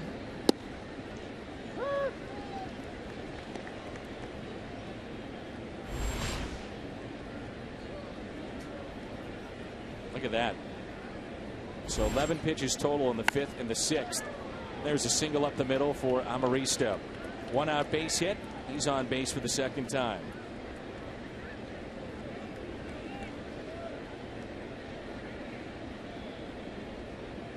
Cardinals present Nelly. He'll be at the ballpark August 6th. Nelly will be on hand for a special pregame ceremony and the first pitch. And fans purchasing a special theme night ticket will take home a limited edition Nelly bobblehead. And the only way to make sure that your Nelly bobblehead is not only just a dream is to get your tickets at cardinals.com/theme. Yep, it's part of the copy. Get back in your seat. But I get this one more than the Star Wars reference, as you know. Maybe you should get caught up with modern times. Well, and watch Star Wars. When Nellie's here, I'm going to be the first person at the ballpark that particular day. I don't want to miss that. Make sure I get my bobblehead. And you're being serious. You are a huge Nellie fan. I am. I know. I just want to make sure people at home understand that your affinity for Nellie is very true. Had the opportunity to meet him once and would love the opportunity to do it again.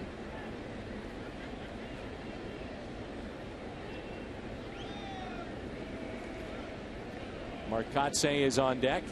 Here's a 1-1 pitch to Nick Hundley. Base hit out to left.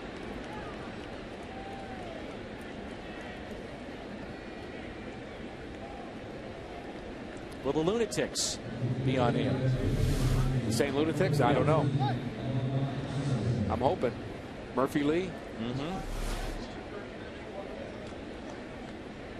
Who's working that night? We got to get him in the booth. Oh, I'm not sure I can handle it. Honestly, you need to relax.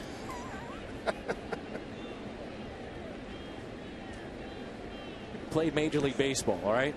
There's guys that have big names in the industry of sports entertainment. You can handle it. Relax. I'll try. Now, Willie Robertson, that's a different story. All right? Good old Willie was up here, and we just had ourselves a good time. Bet you did. Runners Kotsay at first and second for Kotsay. Kotsay has been such a classically good bench player. He's just really throws a good at bat. He's got a player 17-year career where he can fill in for a while and play every day if you need him to, but learned how to become a valuable player off the bench, and he's had a good career. Here's a 1-1 pitch. Cardinals have turned a double play tonight. 4-6-3 off the bat of Hundley, and that was in the fourth.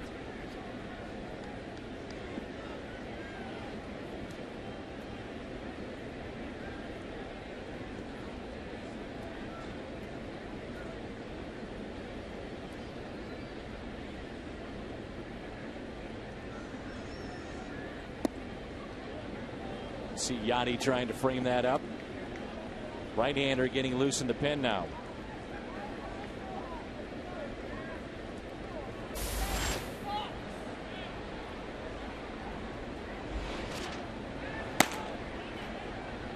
Cardinals ground ball machine. Manus. Seth O'Sullivan getting loose for the Padres.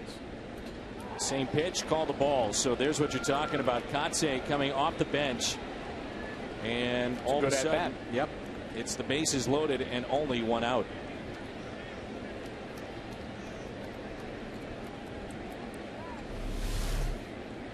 Third walk issued by Jake.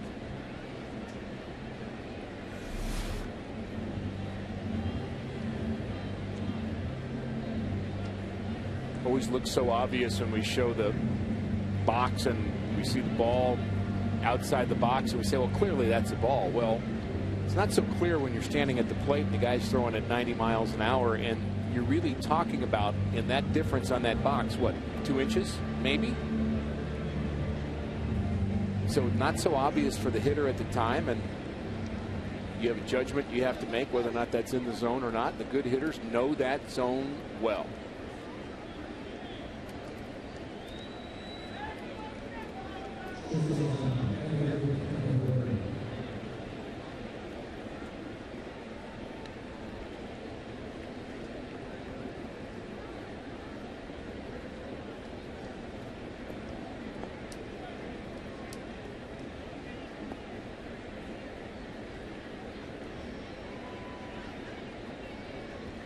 One out, bases loaded. Everett Cabrera, good speed at the plate, and he takes a ball low. Cabrera is 0 for 3 tonight. Pair of ground outs. He's also flied out to center.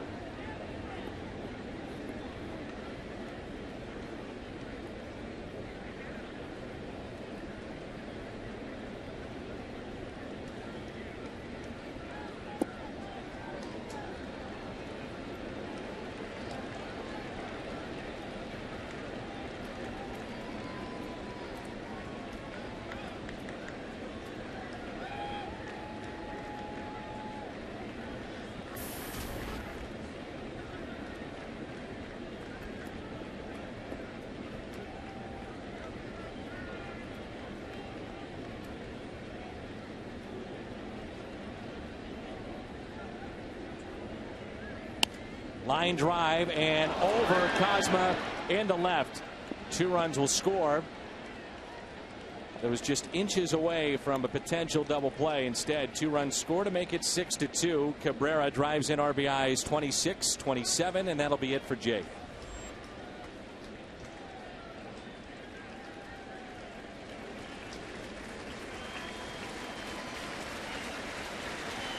Let's hear this ovation for Jake Westbrook as we step aside.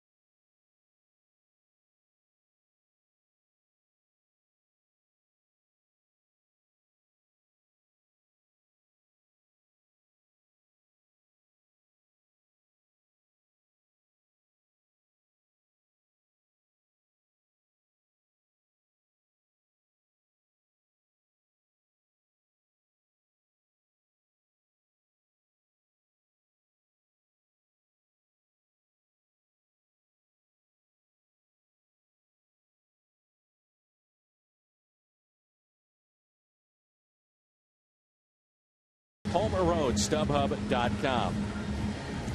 Well, if you're looking for a double play, this might be the right guy. Seth Maness, he has been a double play machine since being called up and has really found a home in the Cardinal bullpen. Our Chevy called to the pen, Seth Maness with runners at first and second and 1 down. Giving up his share of hits, but the ERA is low because he gets so many double plays and he does not walk batters. Don't really care about the strikeouts so much here. You'd prefer the ground ball. There's only been 1 strikeout, Dan, in this game. And that was Chase Headley back in the first.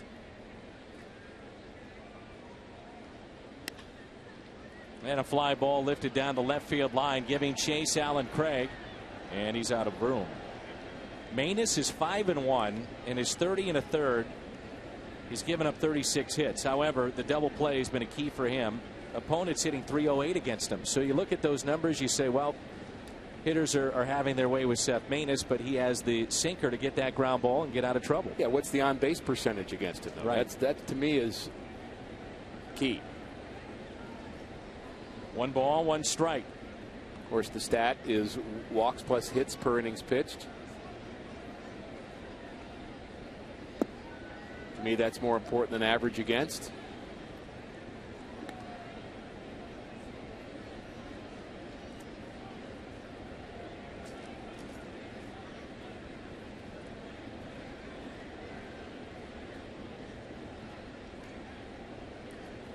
Here's a 2-1, and there's your double play. Out at second. What do you say we stretch? Seth Maness, thank you very much. Cardinals on top 6-2. Remarkable.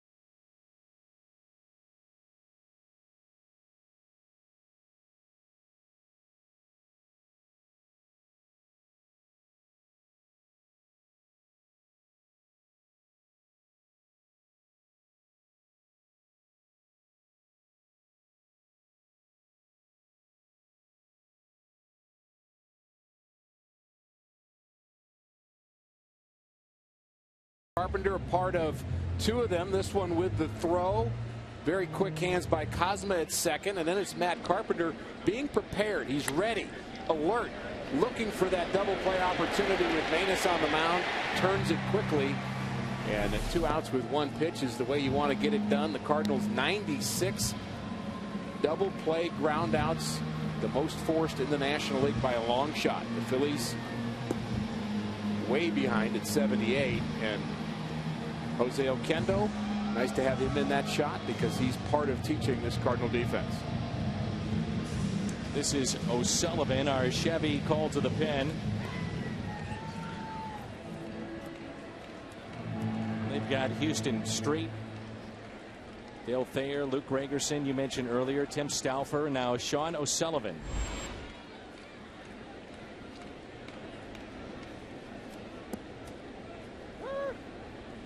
Matt Carpenter during the All-Star break, and he was up in New York, obviously, with the National League team along with Carlos Beltran, but was asked time and again, as you can imagine, the media throng with the All-Stars, but asked about his development as a second baseman. He couldn't say enough in the articles I read about Jose Oquendo. I mean, every time he was asked about playing defense, the name Oquendo was mentioned. There's a rope into right field off the bat of Beltran, who said, by the way, in New York, he wants to play 3 more years. Good night for Carlos with a pair of RBIs, and now 1 for 2.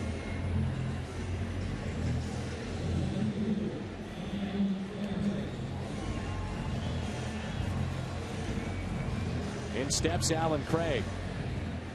It's a rare night. The Cardinals have 10 hits and 6 runs and no RBIs from Alan Craig. That's not supposed to happen. No, but he has done his share of the work, hasn't he? Yes, he has.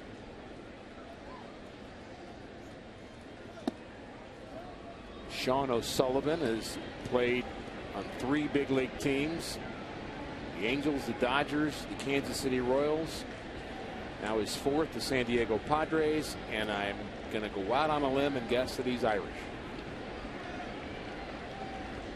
25-year-old from Spring Valley, California. I'm surprised you're even able to talk at this point. I read that Nelly promo. You had no idea we had a Nelly Day coming up. You started shaking uncontrollably and foaming at the mouth, but we've got you back. I'm better now. And that was just odd. Our booth is going to be Nellyville. It was odd, but I'm with you. I'll help you through this. Here's a 1-1 pitch. Ground ball up the middle and past the diving shortstop Cabrera. 2-hit night for Alan Craig.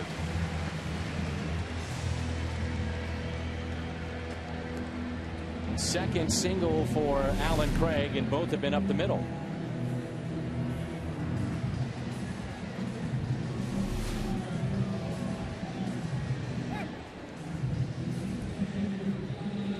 It brings in Yadier Molina. By the way, the double play induced by Seth Manus, that was number 10, and that's most among National League relievers. Most among National League relievers, and he does not really have a ton of innings. Incredibly efficient at getting the double play, which is not really that simple a thing to do. I mean, you've got to make a good pitch. You've got to force a big league hitter who's trying to do something different with that to hit the ball on the ground. And I mean, it's just not that easy. He has some deception, Dan, to his motion that I think helps him to get ground balls, but still just extraordinary what he's done out of the Cardinal pen.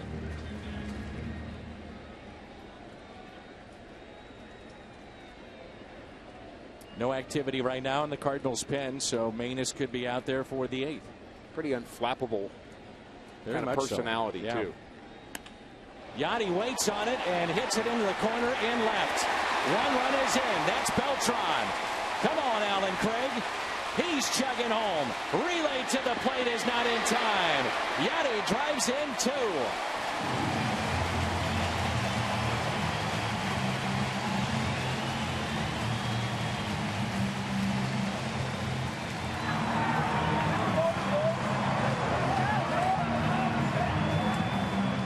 been watching Yadi's stance tonight, and he seems a little bit more crouched, a little bit more closed, less upright. And I'm sure there's a reason for it. Whatever the reason, it pays dividends here as he lines this one into the left field corner. We've noticed him develop that very kind of casual, upright batting stance, but he's much more closed. He's able to turn on this, and Craig able to score on that double in the corner. Crowd tonight, 43,929. They've been treated to some offense. 12 hits, 8 runs. Runner at second base, still nobody out. Here's Matt Adams. Adams has lined out to right, grounded out to third, and a single and a run scored. That was back in the 6th.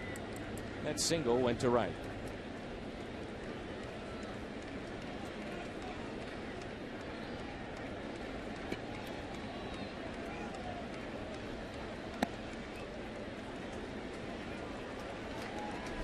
Yadi able to keep his hands back. There's a breaking pitch. Keeps his hands back. Stays closed. Head on it. Driving it.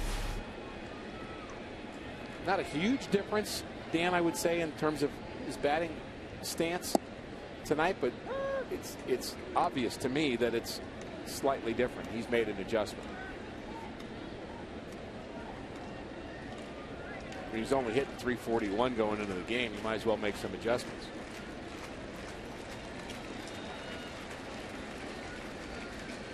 The 3-1 pitch to Adams. Here it comes.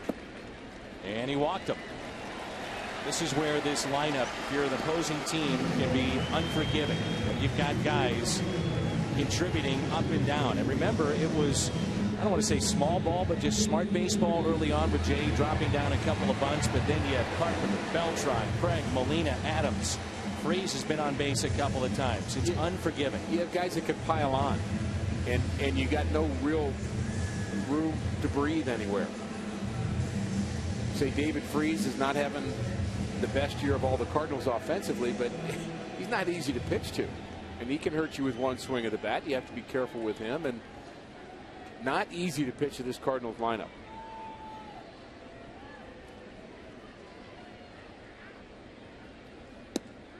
Just saw Tony Cruz talking with Mike Matheny, and the Cardinals have said they're going to try to find ways to give Yadi a few nights off if they can, buy some innings here and there. That might be one of the nights that we see that happen this evening. Yadi's at second base. Cardinals already with a 6-run lead. As Freese pops it foul and out of play.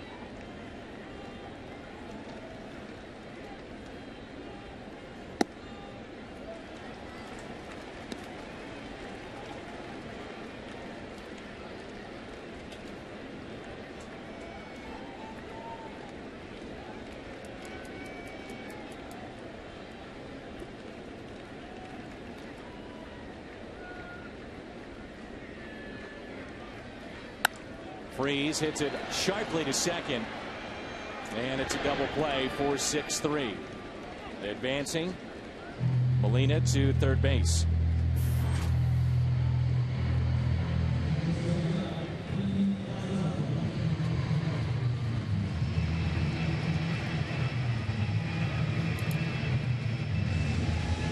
Cardinals bouncing into their second double play in as many innings.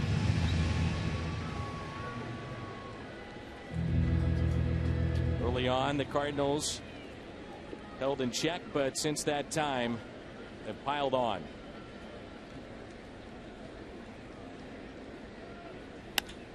Ground ball and a base hit for Kozma. That'll make it 9-2, and Pete needed that. His second hit of the night. RBI number 30.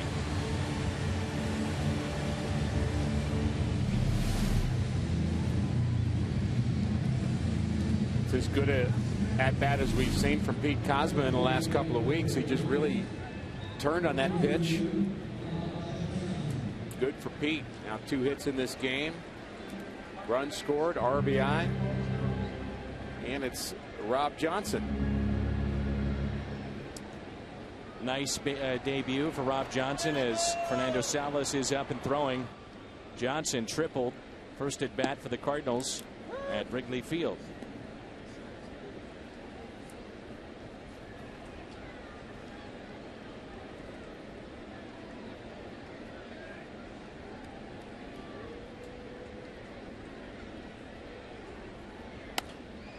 Ground ball left side and a force play at second. Cardinals pick up 3 more. 9-2. St. Louis.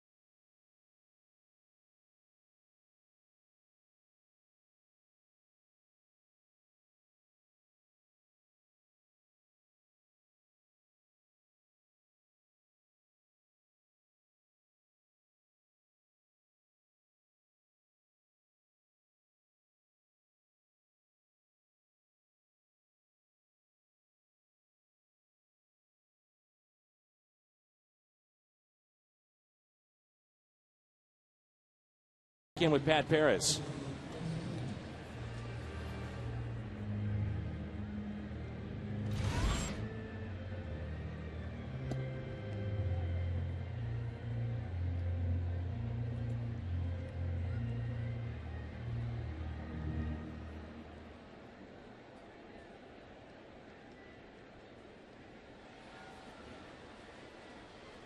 All right, thank you, Pat. The Subway in-game box score. And everybody getting in the act. What really stands out, though, how about the bottom there, is Jake Westbrook, 3 for 3, pair of runs scored and an RBI. Well, if you looked at the box score for the Padres, you'd see a lot of hits, too. They have 8 hits, but they are all singles. And even though they've got 3 walks off of Jake Westbrook, they haven't been able to come up with the big hit. Our Chevy call to the bullpen is Fernando Salas, who really did pitch well down in AAA Memphis. And good to see him back.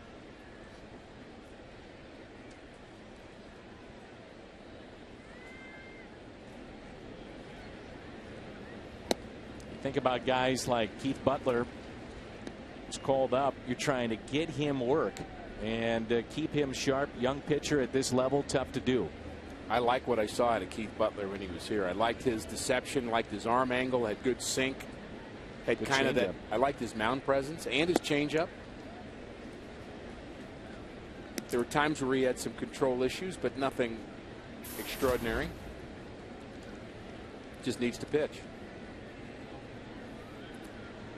Quentin is 1 for 3 with a single back in the first.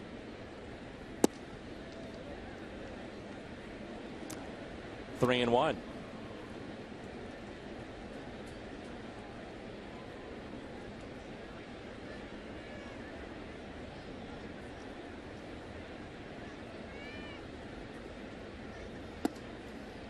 And back in the big leagues, but a walk issued by Salas. We turn to our drive of the game, and it's off the bat of Jake Westbrook. This is presented by Nissan. A double for Jake.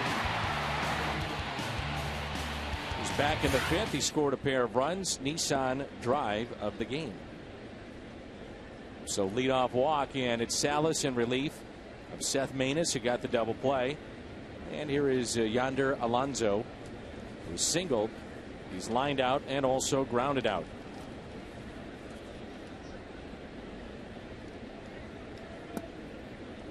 Right now, Salas all over the place.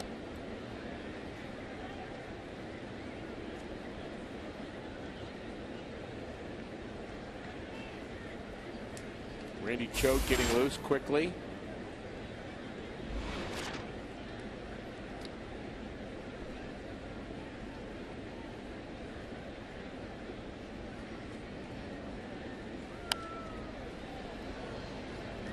Things hold here in St. Louis, and the Cardinals can pick up win number 58. And it is a final now. Cincinnati has defeated Pittsburgh 5-3. So the Cardinals could jump 2 games in front of the Pittsburgh Pirates and stay 5 in front of Cincinnati. Here's a 1-1 pitch. Short lead at first.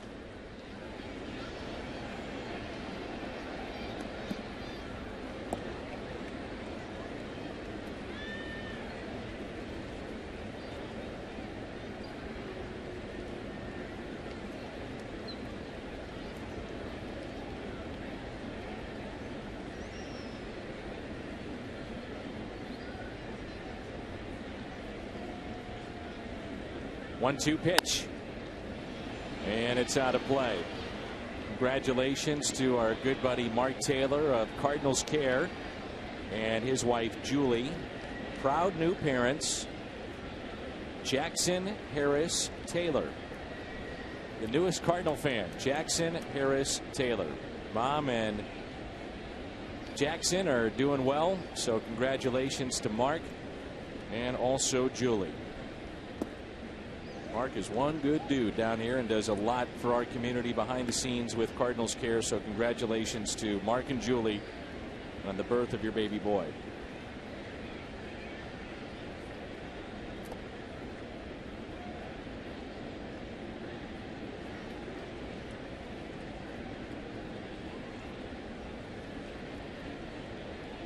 A 2-2 pitch to Yonder Alonso. Changeup and struck him out. Nasty stuff there from Salas. This copyrighted telecast is presented by the authority of the Cardinals and may not be reproduced or retransmitted in any form, and the accounts and descriptions of this game may not be disseminated without the express written consent of the St. Louis Cardinals. Great look at the Salas changeup. He has kind of the claw grip on it, and you saw the bat head out in front of the pitch with the swing of Alonso, and that's really the money pitch for Fernando. And you hope that that's the pitch that he was able to kind of get back on track, being in AAA, getting a little bit more work. He has good fastball, but really his out pitch is his changeup.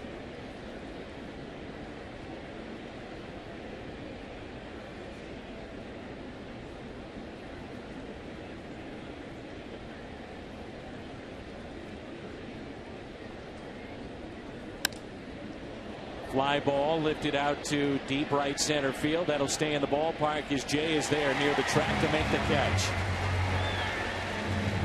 Ball's been carrying well today. I had some warm temperatures here at the start of the game, and you've seen some balls hit to right and to center field that I think have carried a little bit more than, say, a month or so ago. Downright hot start of play tonight during BP. Talked to Red Jennings about it at the batting cage, and it's great to see Red every day at the batting cage. It's amazing. Just want to ask him questions. I have listed like 20 questions for him every day. You don't want to bother the poor guy, but he just has seen so much.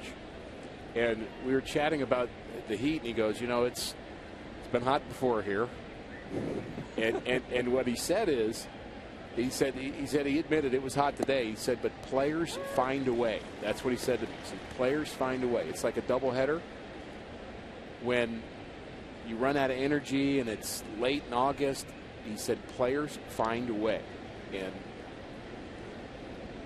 thought it was a good comment by Red. You played on the turf. I wonder how you guys did it back then. You find a way, right? Exactly right. The way might have been kind of some ice water in the runway, fans. Starting pitcher would not sit on the bench. You'd sit up in the runway next to a fan. Like that. 80s version. Players would put their feet in buckets of water. Salas may have gotten a piece of that, but regardless, a base hit into center field. Better than it getting a piece of Salas.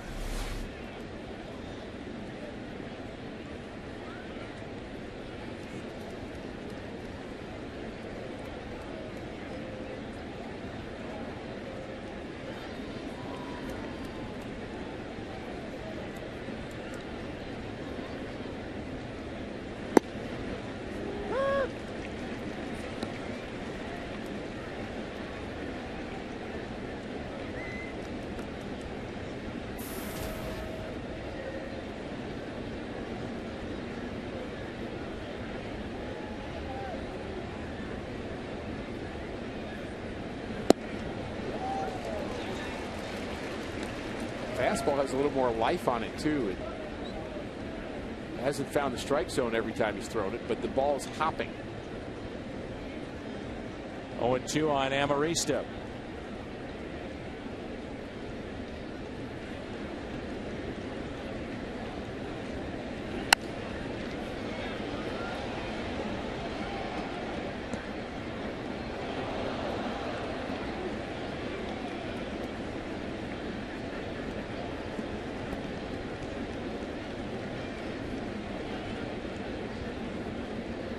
Runners at first and second. No balls, 2 strikes with 2 down. Here in the top of the 8th. And a ground ball. That's a base hit into right field. Run will score as the throw comes back into second base. Cuts a lead to 9-3.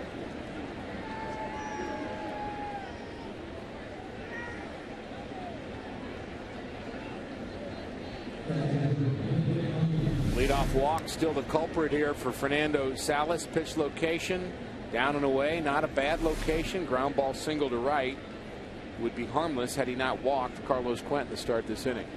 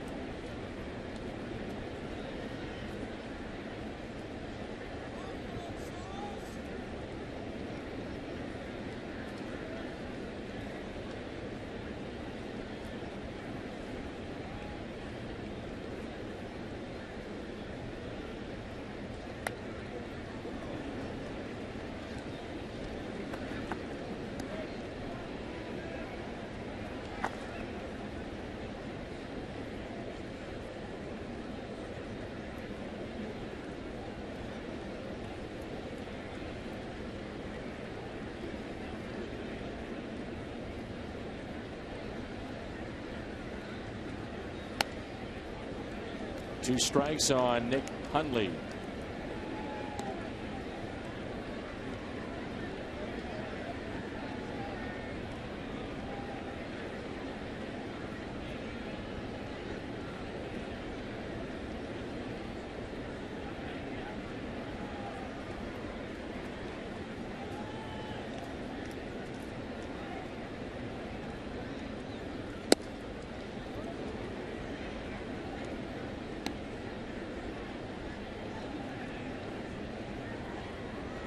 Mentioned the Cincinnati Reds, 5-3 winners over the Pirates. I can't help but to do a little scoreboard watching every night following the Baltimore Orioles and what Chris Davis is doing.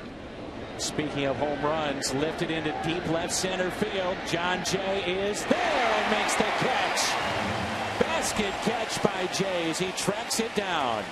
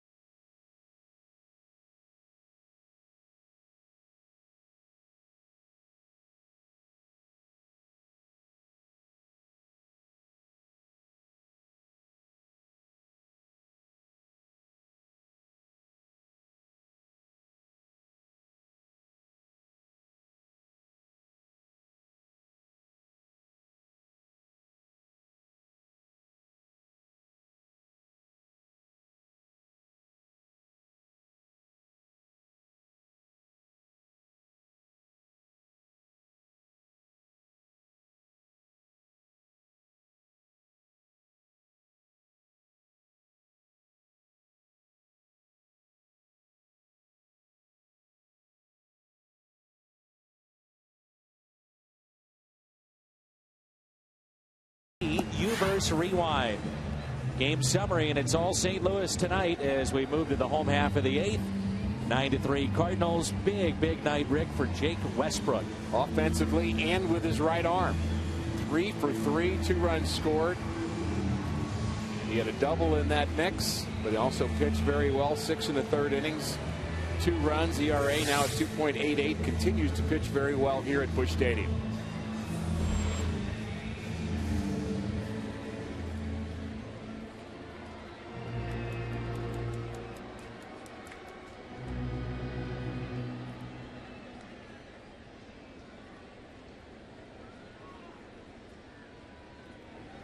And here is the top of the lineup, and Matt Carpenter on base 3 times tonight. He just doesn't deviate from his approach, where guys sometimes the mental grind wears them down. You see them, they just expand their zone. They just seem to wear out, and Carpenter has not done that this year. There was one Cardinal player that, and I don't want to put words in all of their mouths, but I would say one Cardinal player that the coaches might have been concerned about wearing himself out mentally on this team, it would be Matt Carpenter. He's the first guy at the ballpark every single day. He's a very hard worker, and sometimes in this game you have to learn to kind of work at a different pace and not kind of wear yourself out, but he just doesn't seem to do it. Here he goes again. That's into right center. Extra bases for Carpenter. This guy has been something else. I think they've stopped worrying about Matt Carpenter. He knows what he's doing. Wow.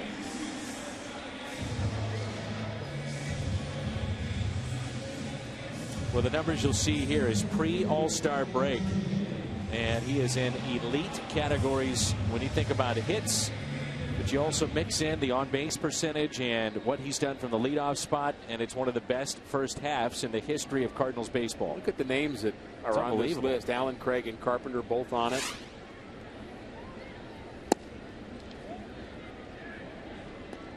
It was an 0-2 pitch, by the way, that he hit, and here is John Jay.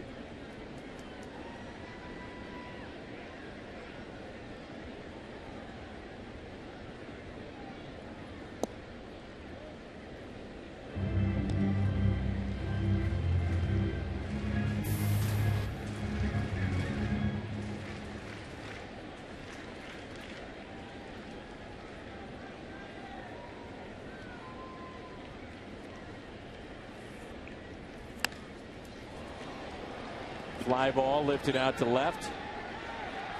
The catch is made. One away. So a big first half for Matt Carpenter, and we started to talk about, Dan, the first half of Chris Davis with the Baltimore Orioles. Just incredible numbers for him. Miguel Cabrera in the American League too, having a big first half, 95 RBIs before the break. But Davis with his 37 home runs and 93 RBIs, just big story in this game. The pitch it's taken just a bit low by Beltran. Mentioned it earlier, but he says he wants to play 3 more years. If he does that, can stay healthy, we're probably looking at Hall of Fame. Puts him close to the age of 40. Now, clearly he has to still put up numbers. There's no reason to think that he wouldn't put up decent numbers. I don't know if he'll keep this clip at his age, but regardless, he's on the doorstep right now.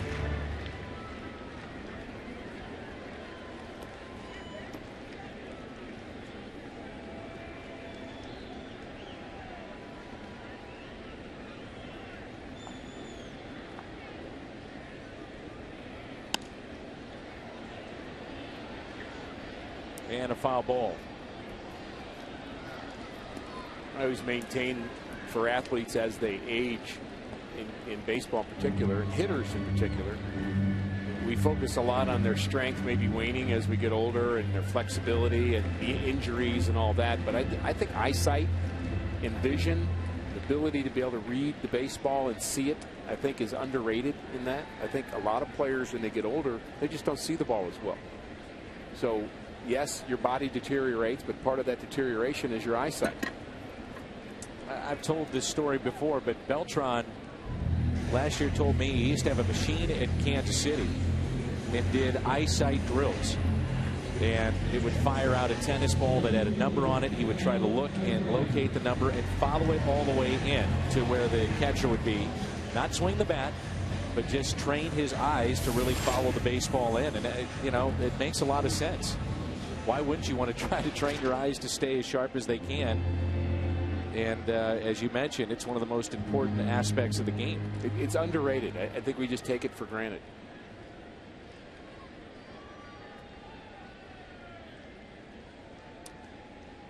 So it looks like Carlos Martinez will get the 9th inning.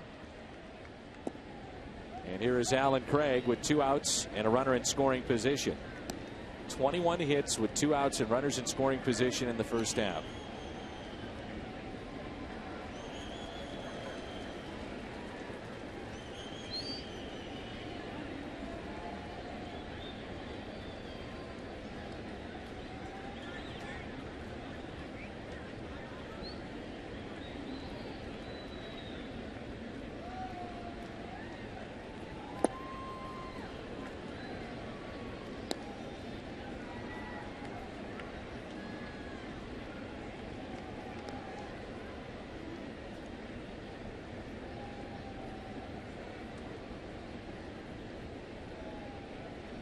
Did you have a good vacation?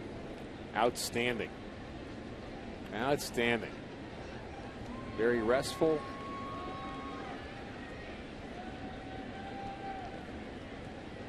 All ready for a good second half. Liner, and that's caught at second.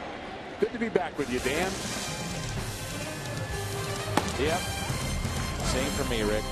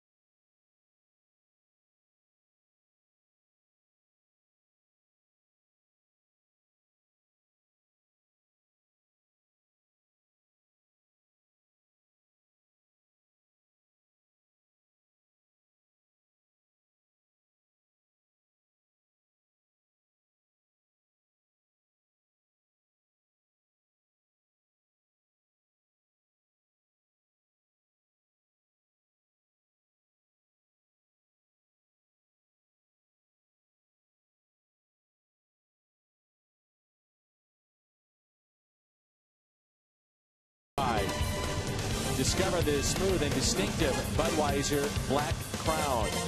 And by Ford, the official cars and trucks of the St. Louis Cardinals. Such an intriguing prospect. And this was around 9 o'clock, so here we are approaching 10, about an hour ago, and looks to be a device to get you a little bit loose, you think, with the forearm? What do you see that I is? would think so. I've never seen that before. He's probably trying to get his wrist and his forearms stronger, and whoops. Uh-oh. They're so strong he broke it. Well, he's got a nice little toy out in the bullpen, but now he gets a chance to pitch on the mound. He's our Chevy call to the bullpen, the hard-throwing Carlos Martinez. Are you as intrigued with Carlos Martinez as I am? Oh, yeah. I mean, this guy, I think, is going to be so much fun to watch as he develops. Heard a lot about him. That fastball hitting 96. We've seen it hit 98. He doesn't have to develop a fastball. He doesn't have to develop a changeup. So as we talk about the word development with Martinez, it's really just knowing he belongs at this level and being consistent. Speaking of roles here in the second half, Carlos Martinez, you know, is he a guy that stays in the bullpen? Could he be a starter before it's all said and done? Mike Matheny was asked about Martinez's role and Joe Kelly's role before the game, and really his comment is the players are going to pitch themselves into the positions that they deserve. Not exactly the words he used, but that was the sentiment. Is he does not have a lot of preconceived notions about what Carlos Martinez is going to be or Joe Kelly. How they pitch, how they perform is going to dictate where they should be used. Last appearance was against the Chicago Cubs. A couple of scoreless innings. That was 6 days ago.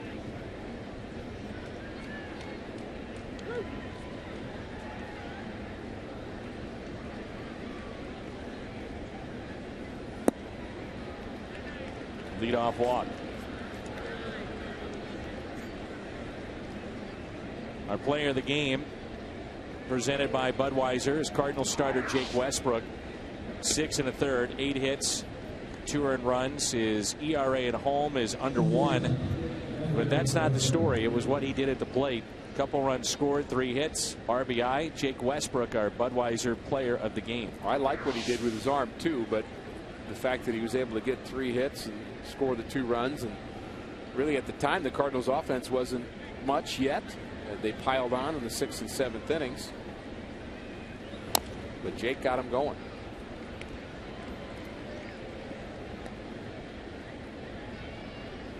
Everett Cabrera, top of the lineup. San Diego does have 10 hits tonight. The Cardinals, though, with 14. And remember the game on Sunday night.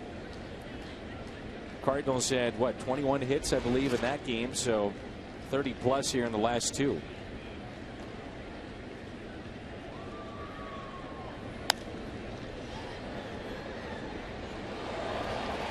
Talking about the development of Carlos Martinez, his command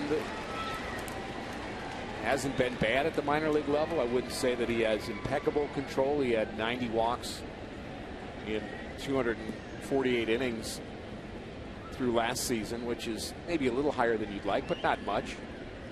So he's a guy that's around the plate too, and he's clearly got big league stuff. Here's the 0-2.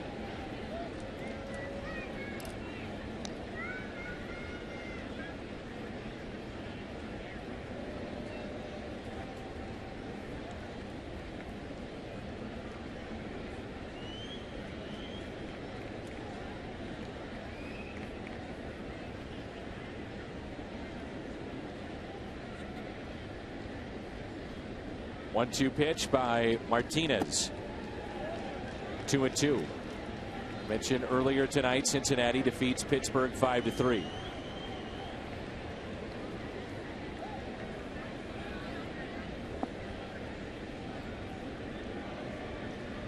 And you'll see those highlights and the offensive attack here by the Cardinals coming up on Missouri Lottery Cardinals Live.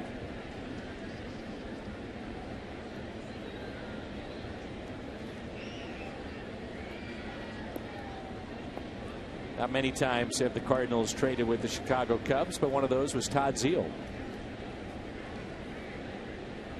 Ricky had a chance to catch up with him. And Charlie Sheen. Charlie Sheen in Houston. Buddy. Yep. Here's a ground ball left side, and it gets through. Nobody got a glove on it. Freese and Cosma, and the first two have reached.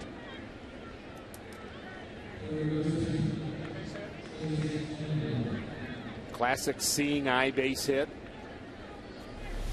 Just barely eluding Freese and Cosma.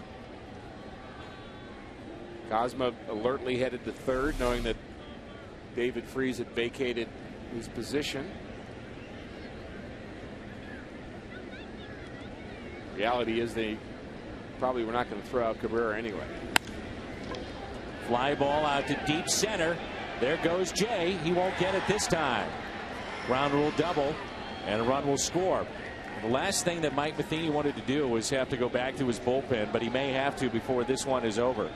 Makes it a 9-4 Cardinal lead.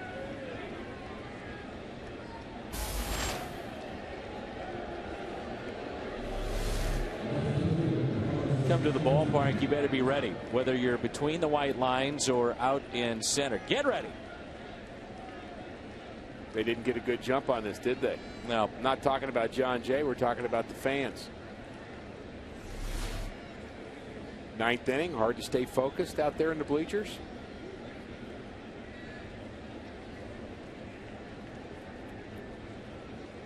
Derek Lilliquist out to visit with Martinez as Mejica and Segrist throwing in the pen.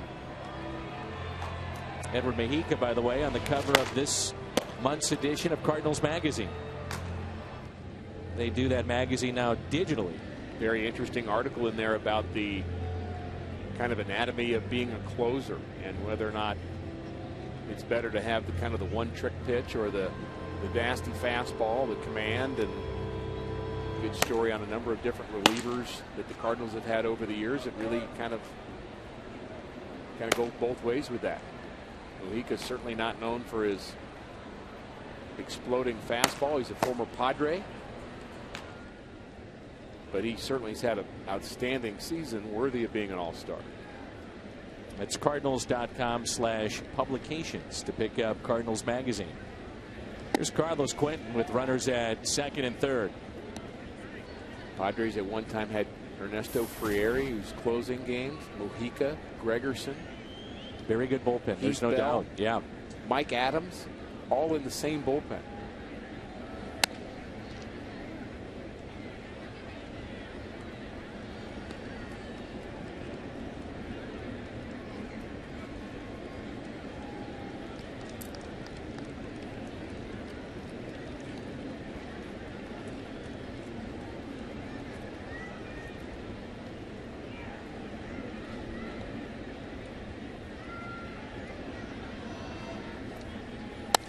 There's a broken bat hit to the right side. A run will score. Martinez steps on the bag.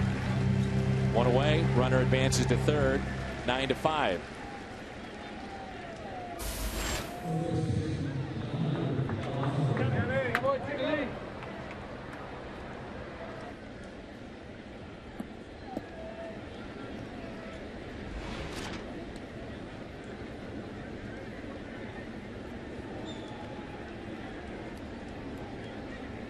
Mentioned it at the time, Dan. You were kind of quick to point out just how important the ground ball double play that Seth Maness got in this game, and that could easily get lost when you look at kind of the overall picture of this game. What happened? Well, the Cardinals offense exploded certainly in the 6th and 7th inning. Jake Westbrook pitched well, and talk about a lot of things in this game. Some of the specific hits by Carpenter, 3-hit night, but that double play at the time was a key moment. Good point.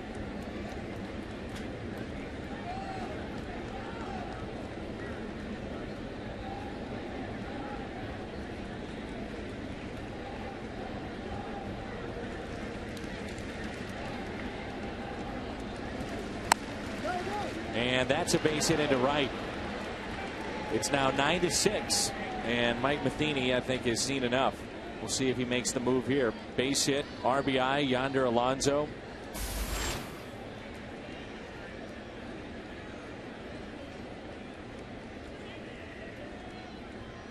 Here he comes.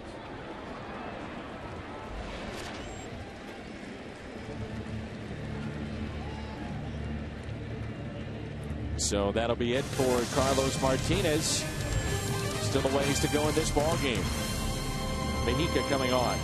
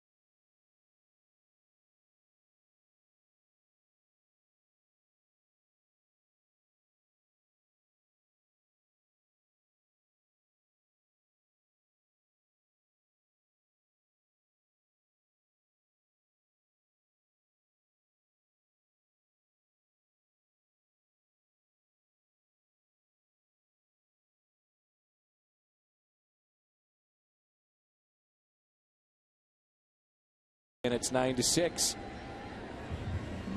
And it's our Chevy call to the pen, Mejica. 41 innings on the season for Mejica, has emerged as the Cardinals closer.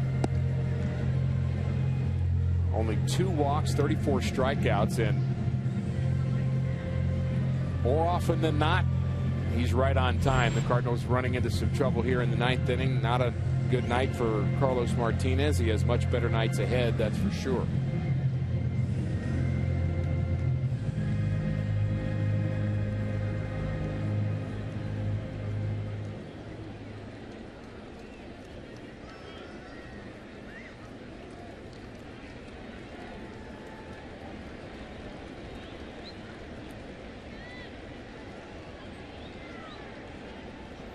This is Jerko with a runner at first, and the Cardinals trying to hold on. They lead at 9-6. Steve Zesh, the editor, man that runs Cardinals magazine, right, with Chief on the cover, delivered a bunch of those magazines to Edward Mejica, and he said the entire clubhouse started saying, "Chief, Chief, Chief." Gave him a standing O. Said it was a fun moment, and he really got a kick out of it. He was excited about seeing that magazine article, and again, you can get that at cardinals.com/publications. Dan, you and I have talked about that magazine quite a bit. It is very, very well done. Tremendous photographs each issue that we see, and Mejica has been as big a surprise maybe this year as anybody on this Cardinal team, and a much needed surprise with Jason Mott. Remember that feeling when Jason Mott went down? Just how gut-wrenching that was.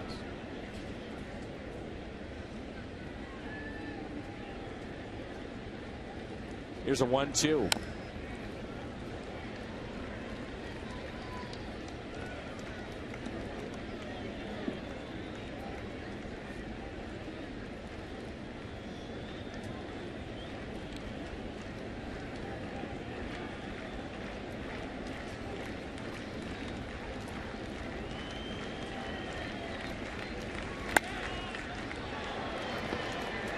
Right field.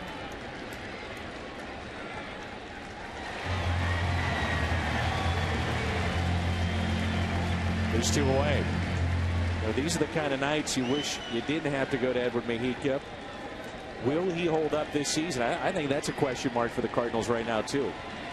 Talk a lot about Yachty and some of the others. What about this guy? He hasn't really shown signs of getting weaker to me. Maybe it just suits him to be a 1-inning guy. And he can throw every day. You don't know until you try it. Will Venable, the final hope for San Diego. They're on their feet here at Busch Stadium.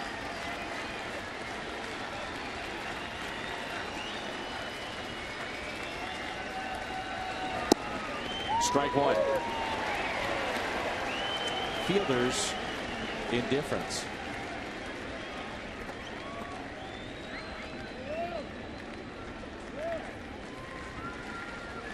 You scoring that FI? I am.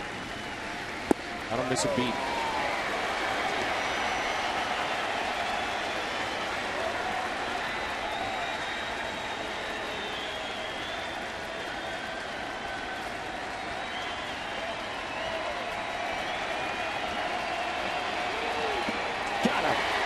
And that's how the ball game will come to a close. Strikeout from Mejica, and the Cardinals hold on by the final of 9-6. Mejica does his job. Really, Jake Westbrook's night. 6 1/3 solid innings. Again, pitching well here at home. Picks up his 6th victory, and the Cardinals off to a good start in the second half. On to the post-game show. Mike Matheny's club holds on. 9-6 the final. Second half, we're back at it here on Fox Sports Midwest.